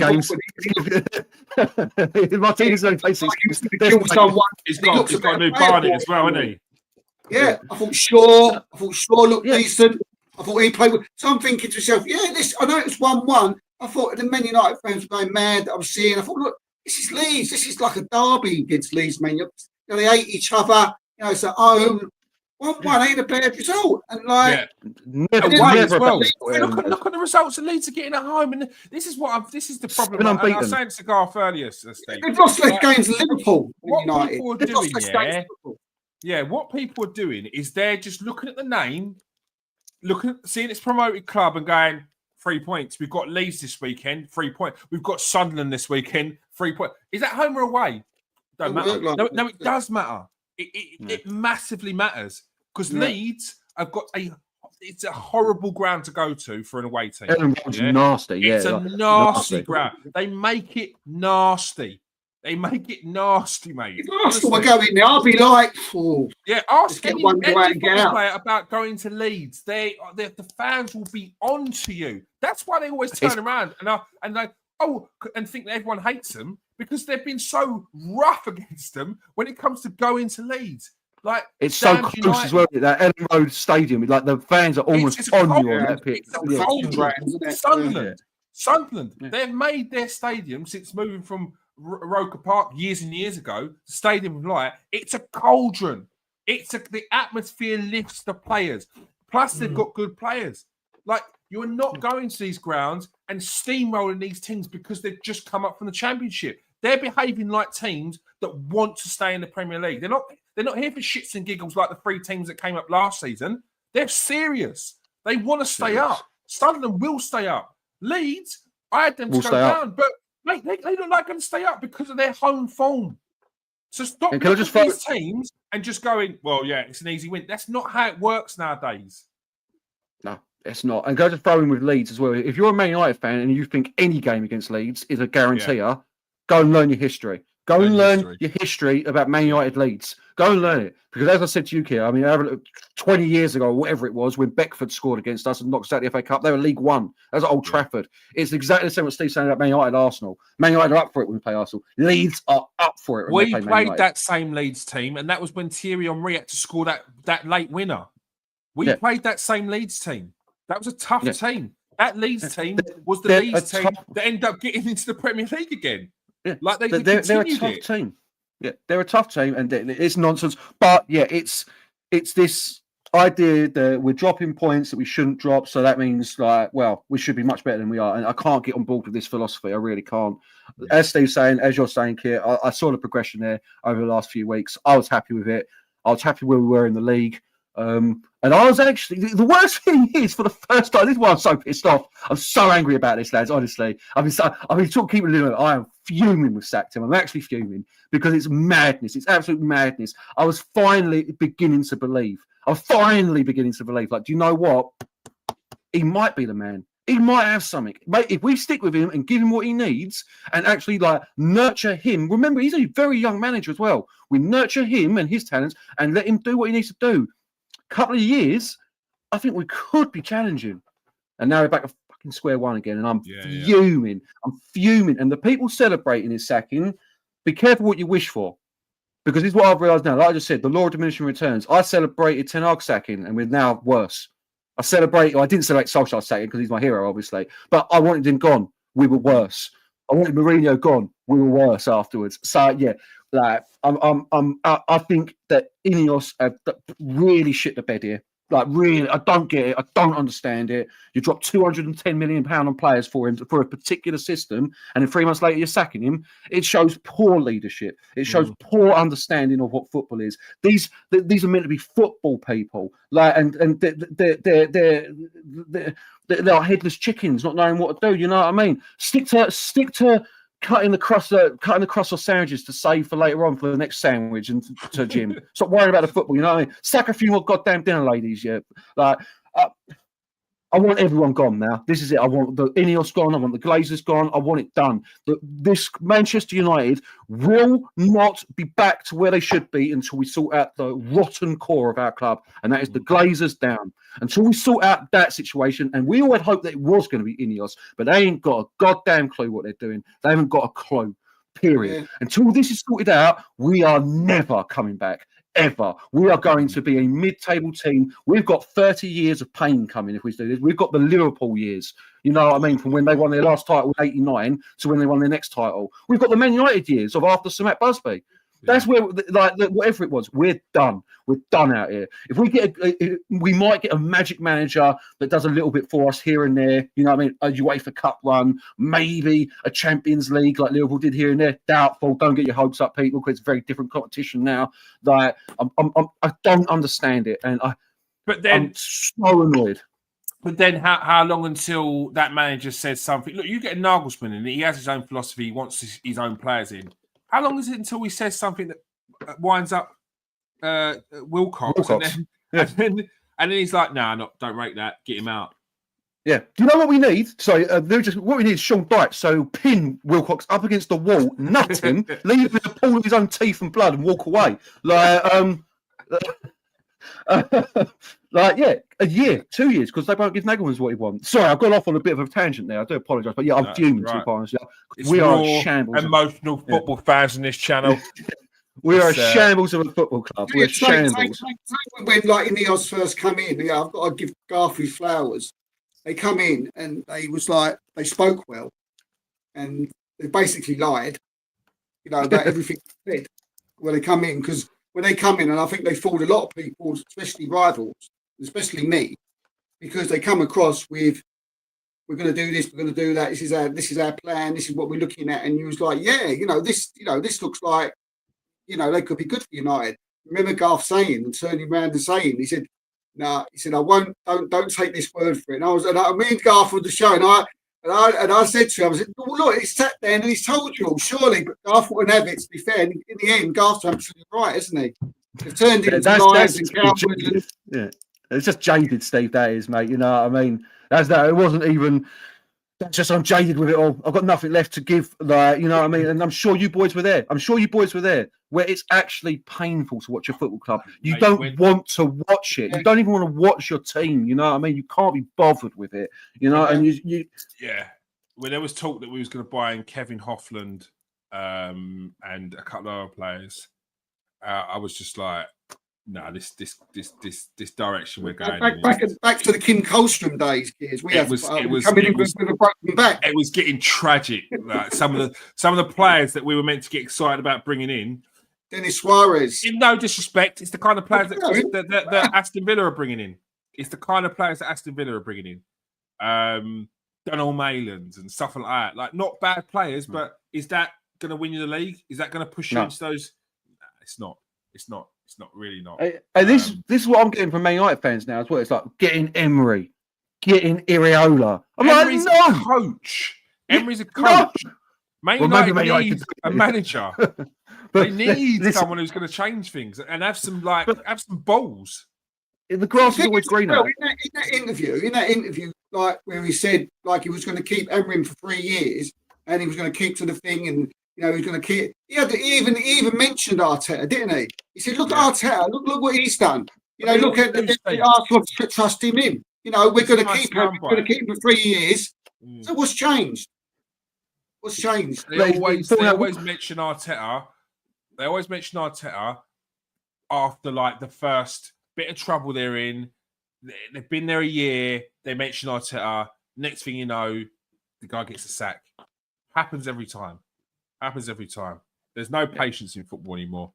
Look at Liverpool. I don't want to just dig out Liverpool here, but this is exactly what I was about to say. The geezer Slot won you the league last year, and all of a sudden, Liverpool fans go, "Get him out! Get him out of my club!" It's crazy, football fans at the moment. It's mental. Going, mate, isn't it? This is what like we talk about. We talk about killing the game lately. This is what's filtering down now to fans of a certain age. Yeah. You know what I mean? People in their early 20s, even in coming up to 30, these people got a different way of looking at football. They want to sex now. You're not doing it. Get out. Yeah. And they'll go on their podcast, they'll go on their channels and voice their opinion on it. And it's ruining the game. We're giving out flowers, so I'll give both you your flowers as well, because I've been very critical of Arteta keeping his job. I take it all back. Whoever runs your club had the vision, and they knew what they were doing. I still think he has to do something over the next couple of years, otherwise it's becoming an issue. You know what I mean? You can't keep coming second or not getting out. But like, they clearly had a vision and they stuck with it. You know what I mean? And I can understand why, for Arsenal fans, you're seeing the progression week in, week out, season after season, and you're like, do you know what though? It was better than last season. It was actually better than last year. Yeah. So, like, what do you want him to do? And even though in the Premier League last season was a very underwhelming season, we put it down to a lot. We had a lot of injuries with key players. That's the thing. With key players, we had a lot of injuries. But we progressed to the Champions League to the semi-final.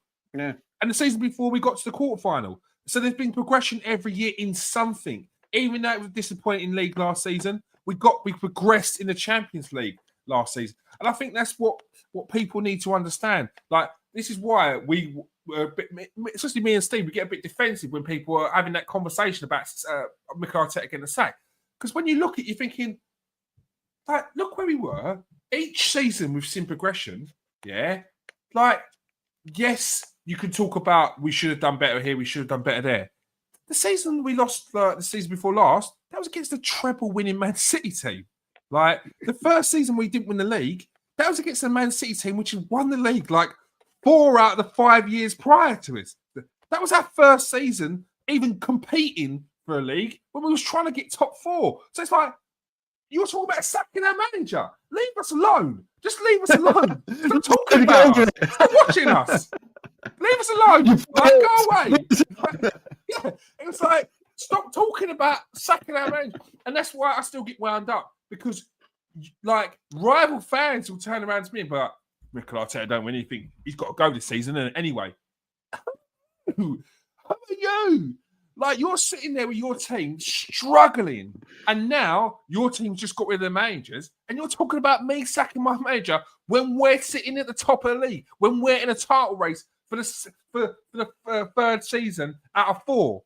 Like, get out of it. Get out of here, man. Do me a favor. Get out of here, man.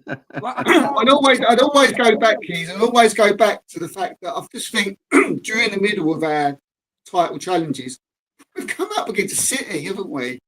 Everybody thinks we're going to win the league anyway. What do people expect us to do?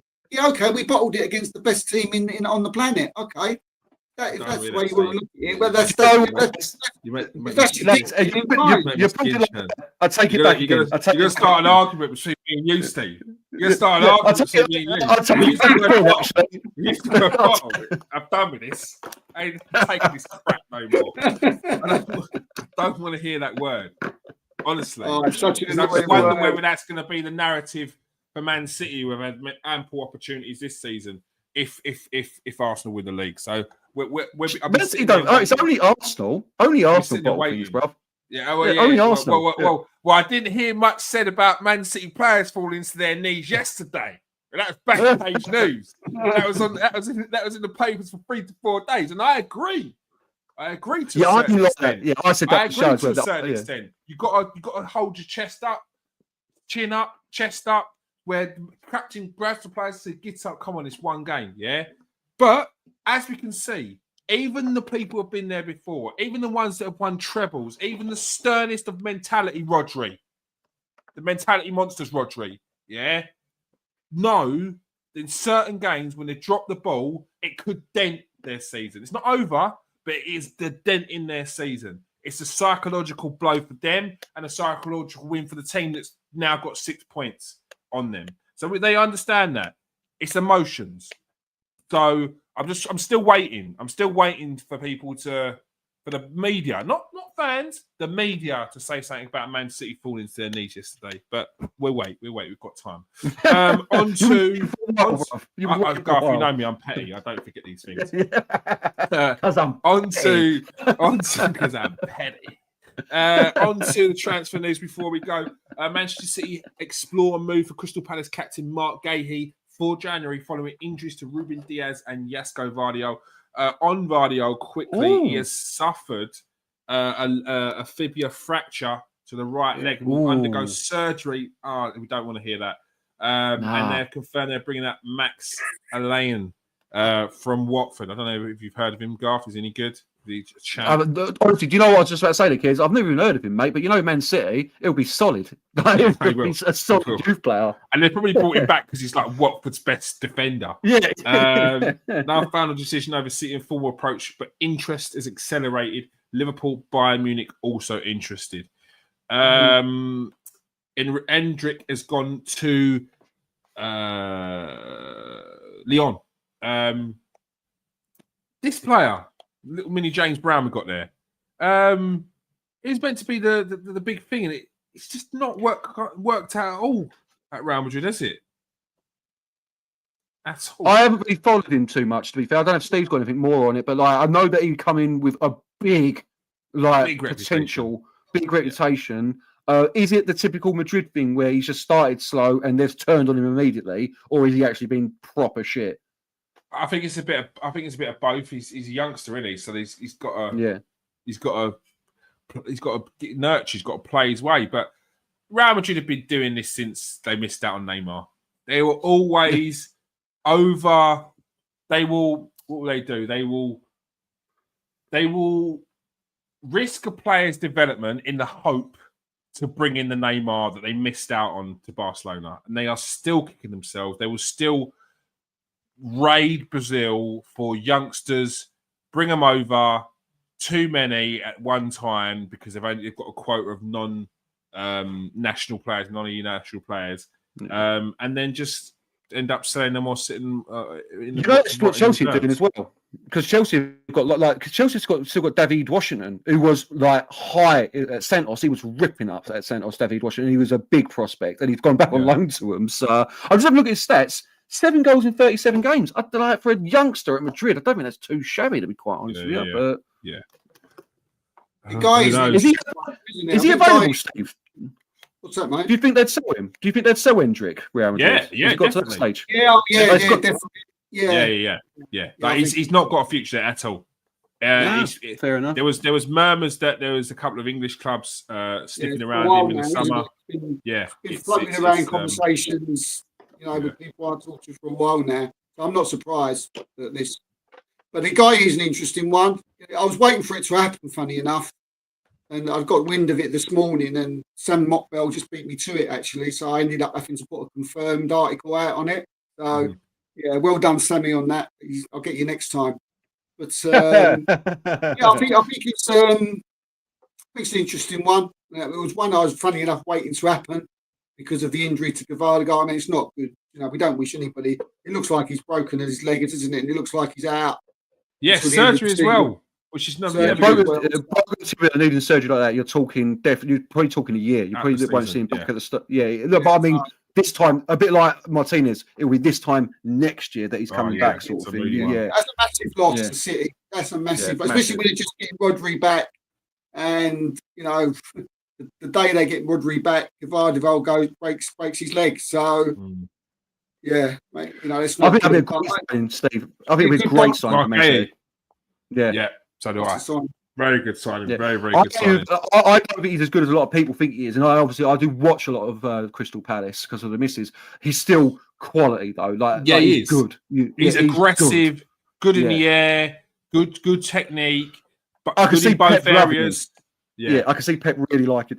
Excuse me. I think you could say he's on that panic buy borderline. I don't think it'd be someone Man City would probably be interested in if they had Gavardo already there. I think this is a January thing, and it was like, right, we've got to go. I think panic's the wrong one. It's a necessity buy, isn't it? Because of how low down they are. Yeah, probably the wrong word to me, mate. Yeah, you're right. It's probably like a necessity buy. So, do we know a fee situation at all? Well, they 65, really isn't it? No, because his contract runs at the end of the season, isn't it? So it's got to be around 20. Oh, yeah, sure, that's what I was thinking, obviously. That's what I was thinking.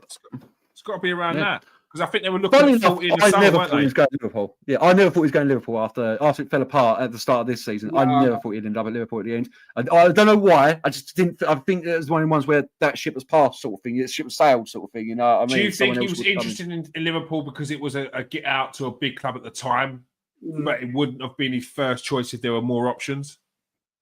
I don't know. They just won the league. I think he was looking for that move. I think Liverpool was the only real suitor, is what it come down to. I don't say if there are other options. I don't know. I don't know the man. I just don't think he's got a particular preference. I think if an Arsenal came in for him, he'd probably want to stay in London, not because it's Arsenal, but because it's in London. You know what I mean? That's why I was quite surprised when the Chelsea thing came back in, and he was actually seemed like he was interested. Because I thought, really? Yeah. But then it did seem like the murmurs were that he was interested in Chelsea. I think he'll be, if I'm Mark Guy now, as we sit, I'm thinking, with Gavardo, if I go injured, if they want me, I'm going City because... You've got 2 seasons minimum of playing first-team football pretty much week in, week out. He's got the World Cup coming up as well, so he don't want to be hanging around Kanate and Van Dijk, who would probably still maybe start in front of him or something. Who knows? I don't know. I would have thought they would. But with the situation we're sitting at the moment, and Gavardo, he pretty much walks straight in, doesn't he? Yeah. And Stones is injured as well. I think Diaz has also picked up an injury, isn't he, as well? Some breaking news from Manchester United fans. Oh God! Now what? Have we sacked Darren Fletcher already? Ole Gunnar Solskjaer has shown interest in taking Manchester United job as caretaker manager, regardless of the contract length. Manchester United taking their time to assess candidates for the job. Darren Fletcher will be interim manager next week. You know what? I don't hate it. I love Solskjaer.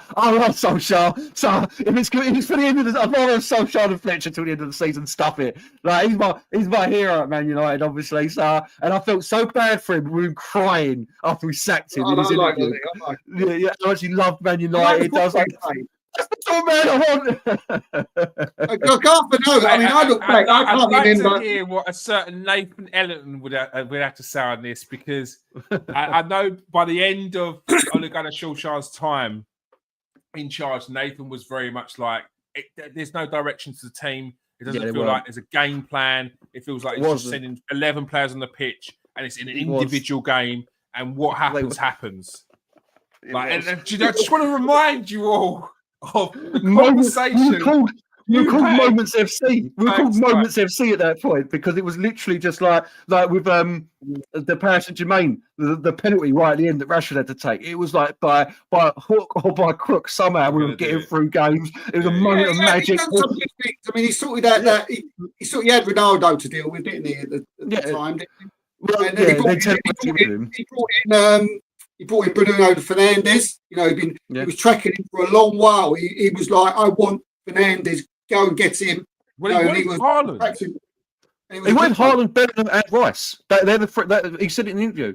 Before Arsenal bought Rice and before Real Madrid wanted Bellingham, he wanted, obviously, Man United had a long-standing interest in Bellingham. But when he was Mulder manager, he rang Man United up and was like, "You need to sign this kid right now. You need to sign him right now." We told him to piss off. Like, second with him, you know, brought them in then. Who knows? Yeah, Europa League final as well. Like, I think. Yeah. Do you know what? I'm now, like, in all seriousness, not just a love Solskjaer, I think that might give us a boost. Is this or is this a regular? I think it might give a little morale boost to the fans. I think it might give a little morale boost to the club, but it does have to be an interim till the end of the season. And don't make the same mistake we made last time, which is he done well. You never know. Over in Spain, Frank Rashford might be looking at that Solskjaer. I think, Ollie, what's going on? Are you going back, mate? You're going back there too. I might have a little trouble. Don't get my hopes up. Don't get my hopes up. They want Rashford, don't they? They want him in the end. They want him. Yeah, it's up and down with that, isn't it? One week they do. The next week I'm reading they don't. The next week I'm reading that they'll have him at a reduced price, and the next week I'm reading like. I wouldn't discount Rashford being back if you get a decent someone like. I wouldn't discount it. I'm not saying it's like Rashi coming back.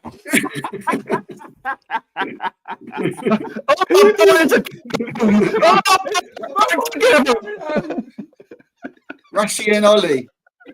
Yeah, Rashi and Ollie. Bring Carrick in as well. You know what I mean? Say Martial. How's he doing over there?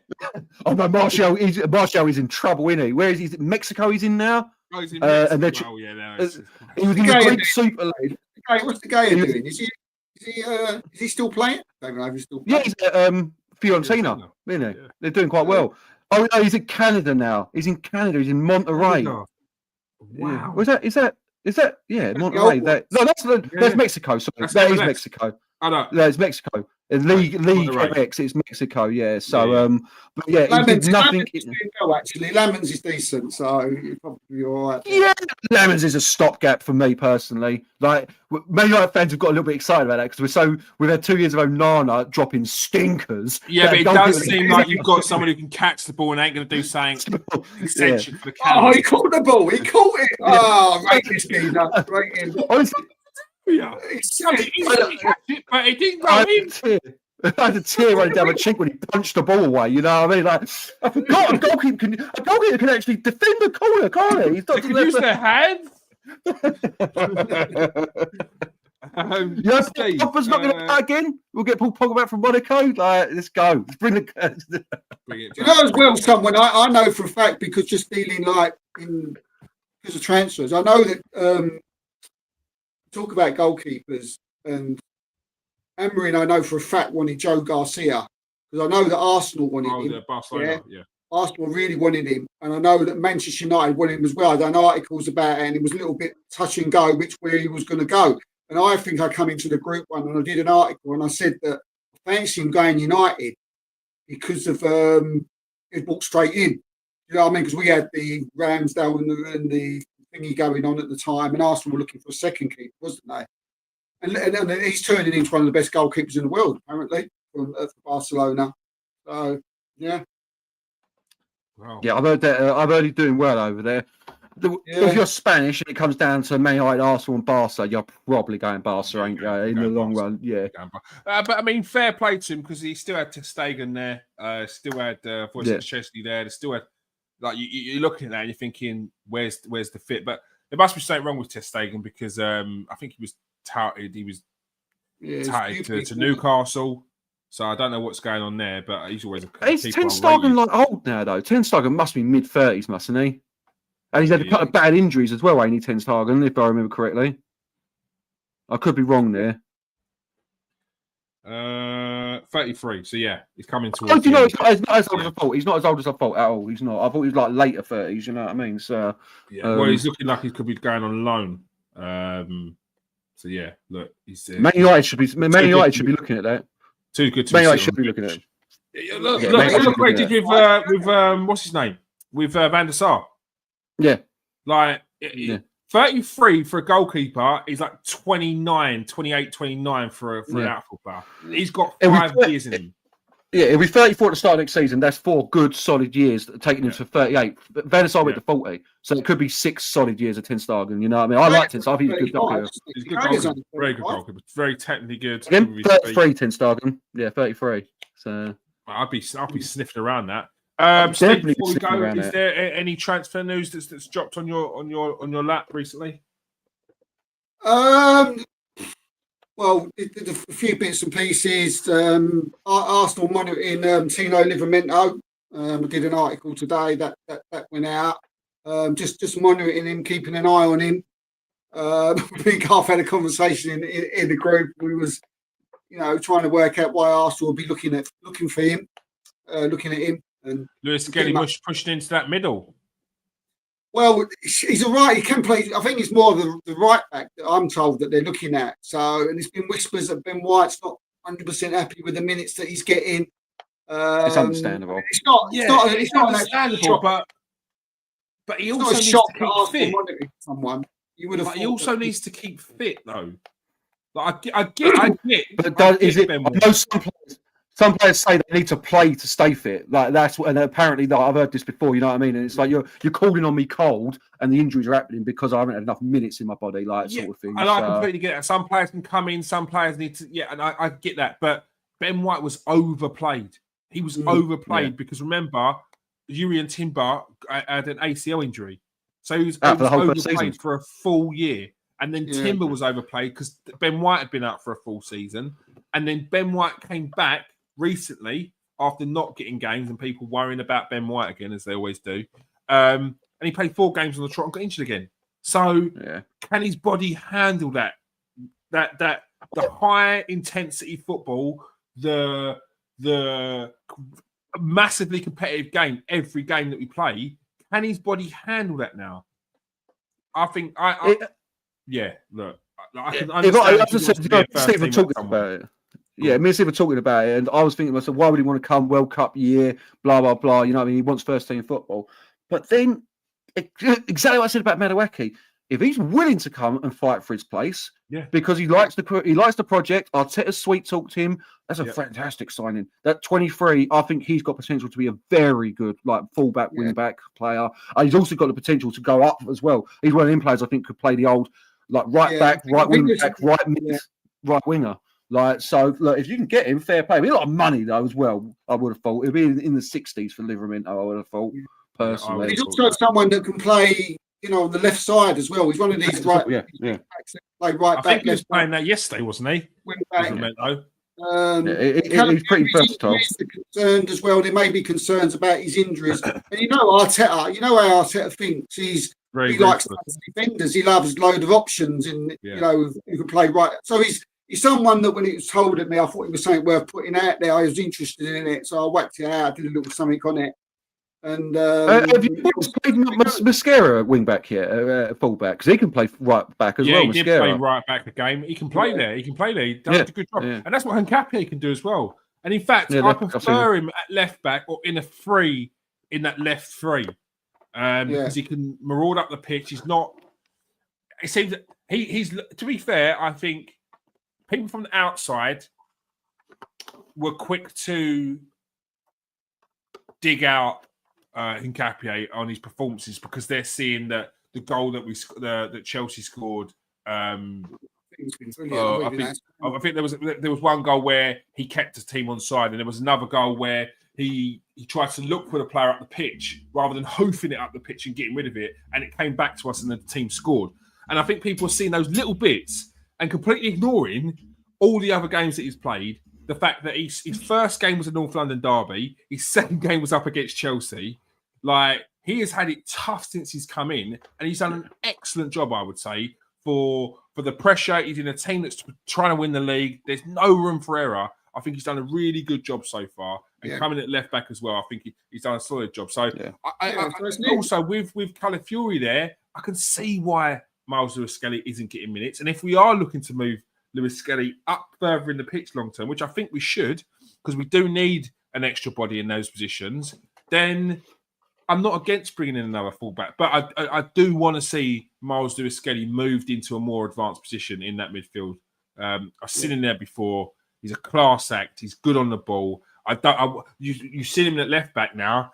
I don't worry about him being in that midfield because he's got that intelligence to get his body across, to win a foul if he needs to he's got a good dribbling and he's a powerful runner as well. So I've got all the confidence that he can do it in the middle. He's a very good passer. So if it is time to start moving him and giving him some game time, then so be it. Because I do think he needs to start getting some games. And if we have got Capier and Calafiori in there, it's hard to see him getting too many starts in that left back role. But there is an opportunity to get him in that midfield.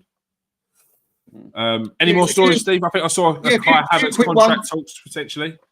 Yeah, a few quick ones. Arsenal have started discussions with Kai Havertz over a new contract, sort of.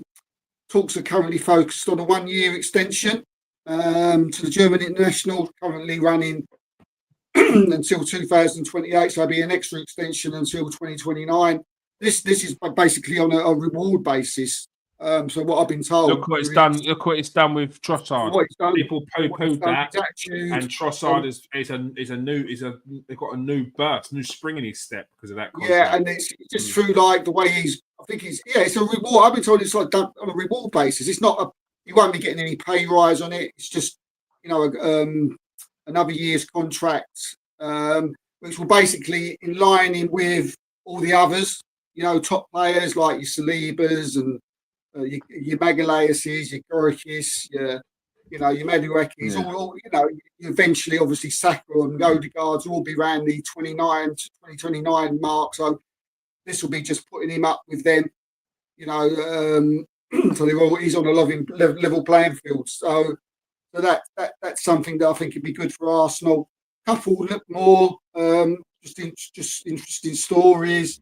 Edo Gaspar, someone we all know, the Nottingham Forest head of global football. His job's apparently on the line, and he's scrutiny ahead of the West Ham game against Nottingham Forest on Tuesday. I don't really know what the game's got to do with it, but there you go. That's what I've been told.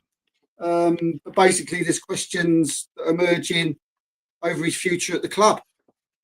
So, who did they bring in the summer? Sorry, mate? I can't think. Who did they bring in the summer? Yeah, I really can't think who they brought in the summer now. Nottingham Forest, my brain's gone. Amari Hutchinson, 43 mil. Oof. Dan Ndoye, 40 mil. Oh, this is big money. Oof. Yeah. Oh, that's two bad ones straight away. They're not even like semi-good. They're proper bad, both of them. Back by 35 mil from Strasbourg, Chelsea. It makes you wonder, doesn't it? It makes you wonder why Arsenal were quite happy for him to move on. Kilimendo, 30 million. Yeah, James McAtee, 25 mil. And he's not in is he? He's been poor, McAtee. No, but the fee's not too bad for McAtee. That 25 mil, I think that's decent. They managed to get in 3 Botafogo players in for around 40 mil. Igor Jesus, who had a good what these start well in. Yeah, but he did well in something before that. Copa America, I mean. Was it Copa America? Something. He did well in that. Yeah. But 19 games, 1 goal, 1 assist. One other interesting one. One other interesting story I thought was really interesting. West Ham's Callum Wilson is in talks to leave West Ham just after 5 months at the club. Yeah, what's that? I thought it's really interesting. He's fallen out over something there, and there's been there's talks going on at the moment, and it's looking like he's going to leave. That's something that has come from a friend of ours. And they've signed 2 strikers, haven't they, West Ham? I think is what it is. They've just signed 2 strikers, ain't they, West Ham? Or they're trying to sign 2 strikers. The one from Lazio and the one from... maybe. This is a falling out, apparently, as well. Pablo and Tati Castanelos. Yeah, they've signed them. Right. They've signed 2 new strikers. So yeah. So, yeah, I'm surprised at that because thought Callum Wilson's decent for West Ham. So, because they're in trouble at the moment, aren't they? Yeah, so, Callum Wilson's one of them players he's a solid player, yeah, but his injury Yeah. record is absolutely stinks. Like, it was only a few years ago, he got 18 goals in the Premier League. But then after that, injuries. Like, do you know what he's thinking, just though? not reliable. He's 33 years old, and he's thinking, England are weak one with last forward chance. options. Yeah. If I go and start doing well, I can get that third. After Harry Kane, after Ollie Watkins, there's a third striker spot available. If I do enough, I could get in there. And to be fair to him, his name he's been around the England squad for a while. He's always been in and around it. I think he might have even gone to some tournaments. It wouldn't surprise me. But and like you said there, it only takes that little run at the end of the season to be in the manager's eye. Look, there's Danny Welbeck, there's what's his name? Calvert-Lewin, there's Wilson. Like, there's a few players that are like, do you take them, do you not? Like, they're not the prime striker, but they're an option to be in and around. Like, there's an opportunity for an English striker to get that spot in the World Cup. So I can completely 100%. understand why he's a bit World Cup. And the chance of getting England are actually got a chance of winning a World Cup as well. You may not even get on the pitch. You may not even get a minute, but you could take over World Cup winners, maybe. I think you'll see a lot of English strikers this year really putting it into hard work. Especially towards the end. So if you've got leads towards the end of the season, especially away from home, you could be in trouble. You could be in trouble. Brighton starts playing. All of a sudden, Danny Welbeck's like Superman again. So, yeah. Just before we jump off, can I ask Steve a question here, mate? Which is, are we going to have a proper quiet January? Because it feels like the rumour mill ain't really ticking over. I'm not seeing any big moves on the horizon. It feels very, very slow business out there at the moment. I mean, it's been a bit mad. Like, if you take away transfers, everything else has been going on. It's been absolutely crazy. Transfers. I mean, January is January. I think you mentioned the word necessity. I think you've got to look at a club who would probably need necessities. There's a lot of rumours. You know what Januaries are like. All sorts of stuff's going to come out. All sorts of things. But I asked that because of the Trent Alexander-Arnold rumour that went round a couple of days ago that Man United were going to offer 40 mil for him. I was like, we're really slow. We've got nothing left, have we? That's a story. If that's a story. One United thing that I do keep is a United story I keep hearing about. Well, I say Manchester United. This guy's been linked with quite a few Premier League clubs, but and he seems to be the name on everybody's lips at the moment. But I've checked into it today. I've spoke to a few people, and they don't think this guy's going anywhere. And that's someone who I don't know if you used to know more about him. I don't know a lot about him, and that's Yan Diomande, the 19-year-old. I don't know if you've heard of him or you know too much about him, but he's supposed to be the next big thing. And Manchester United are apparently interested in him. Spurs we mean the sporting fella. You mean the Leipzig fella, don't you? The Diomande at Leipzig you're talking about. Yes. The Ivorian. He's actually meant to be pretty good. Games, 6 goals, 16 games, 7 goals, 4 assists, all competitions. That's a solid year so far. Yeah, he's 19 years old, and for January for like 60 odd million. As I said, I've listened to Fabrizio on his tube state on his YouTube, and I'm not hearing what he's hearing because he seems to think that he's going to go. From people are hearing him, his price is just too high for a 19-year-old for someone to take a risk on in January to change their season, whether you're a relegation side, whether you're tied going for top 4. So, and to be honest with you, that makes more sense than what I'm hearing from obviously very high people such as Romano who's in the know. They got to get their engagement, mate. They got to get their engagement. So even if there's a hint of a sniff of a player, they go, Man United, looking at this fella. You know what I mean? American Academy. But when you look into it, he's 19. He's a £60 million player. It's January. It's still a risk, isn't it? We've seen them massive risk. And you look at Leipzig. You've got to be very careful with the players. You've got to really assess them. You can't just be going looking at them players when they're hot and then being like, we'll snap them up. people would be stung by some of them Leipzig players that you get Plus, if you're buying them. Yeah, I'd be fuming if we went and bought another forward instead of going and get Angelo. Midfielder. I think Angelo Stiller. Yeah, because 65 mil, you're getting Angelo Stiller. Like 100%, you're getting him for that sort of money. Like cheaper. It does seem like it's his time to move on as well. Yeah. So I'll be fuming. But yeah, it felt like it's going to be a quiet window, even more quiet than usual. It felt like to me just recently. See, the same with Harvey Elliott. Do you know what I mean? He's Poor guy.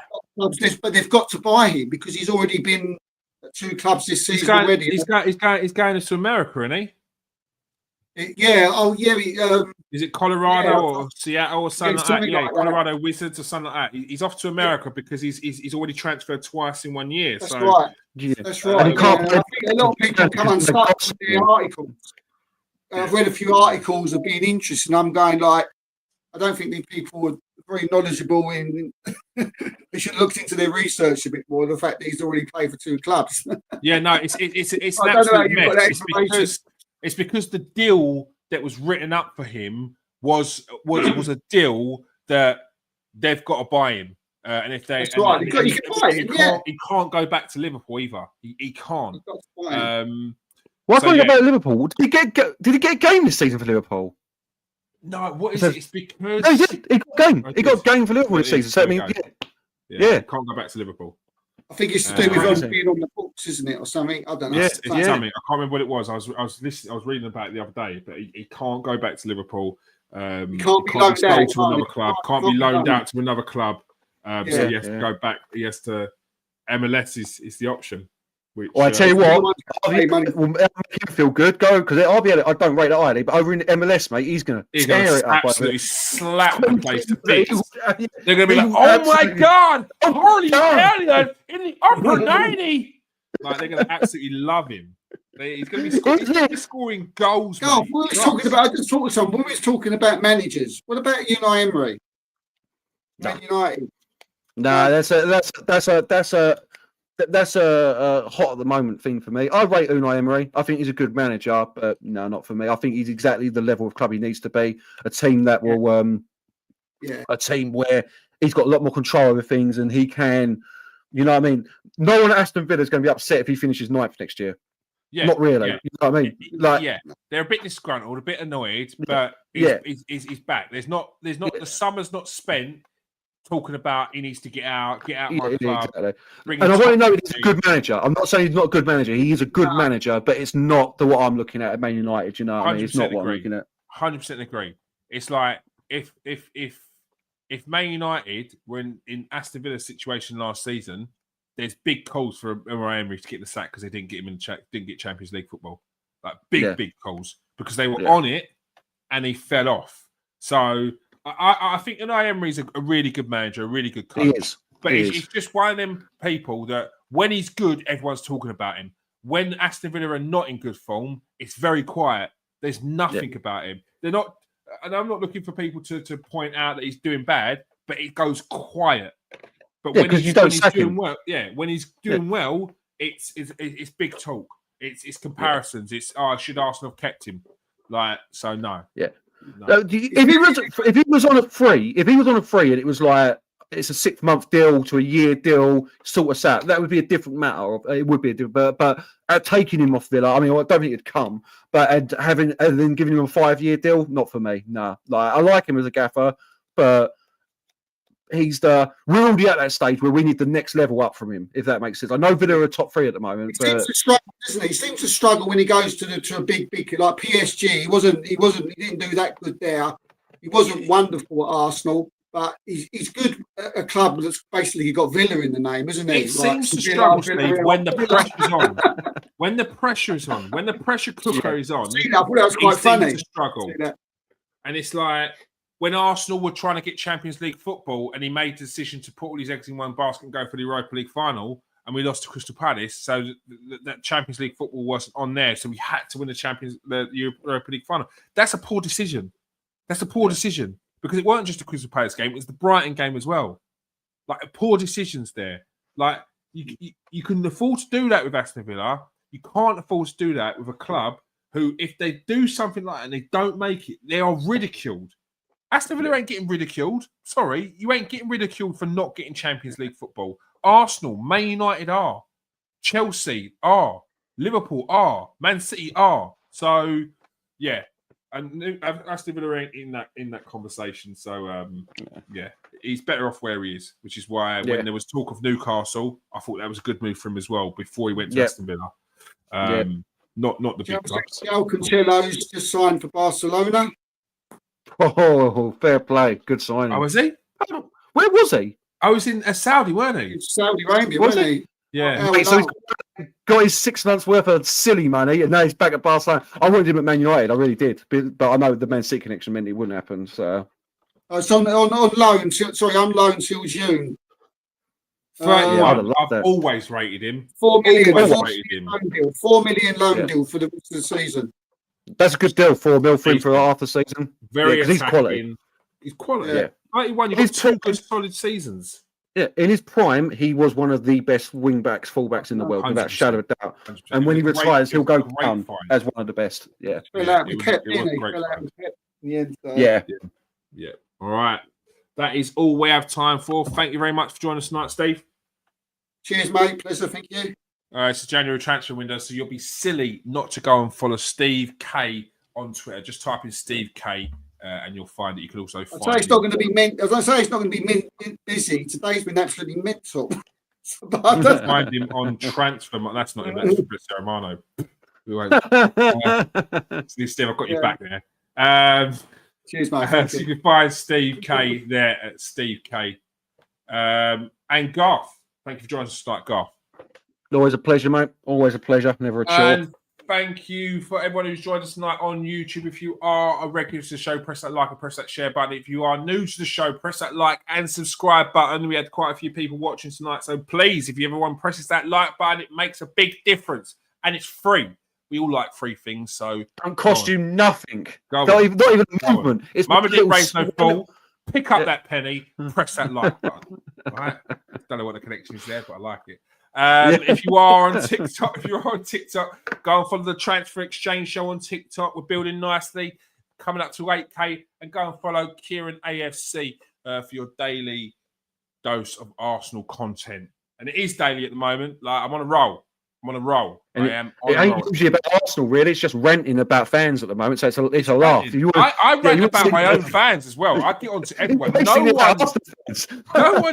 No one is off limits. Honestly, I don't care who you are. If an Arsenal fan winds me up with stupidity, I'm calling them out. If you're one of these fans out there that talks nonsense, beware. Yeah. I do it. I've had people my DM saying this isn't the way to go. This isn't the way to grow your account. Account I spoke about that decided to get on his burner account and jump into my DMs and say that. But I don't care. I won't grow it anyway. We've tried the nicey way. What are you talking about? We tried the nicey way and you didn't like it. So now you're getting both barrels. You're getting both barrels. Thank you. I like that. Yeah. You should have been up the front there and I should be doing the Coming to America. Yeah. All right. Thank you for joining us tonight, people. Peace out. Stay safe. Yeah. I've done that without even preparing to turn off. So, what a fool. I was just lost in the moment. Peace out, people. Stay safe.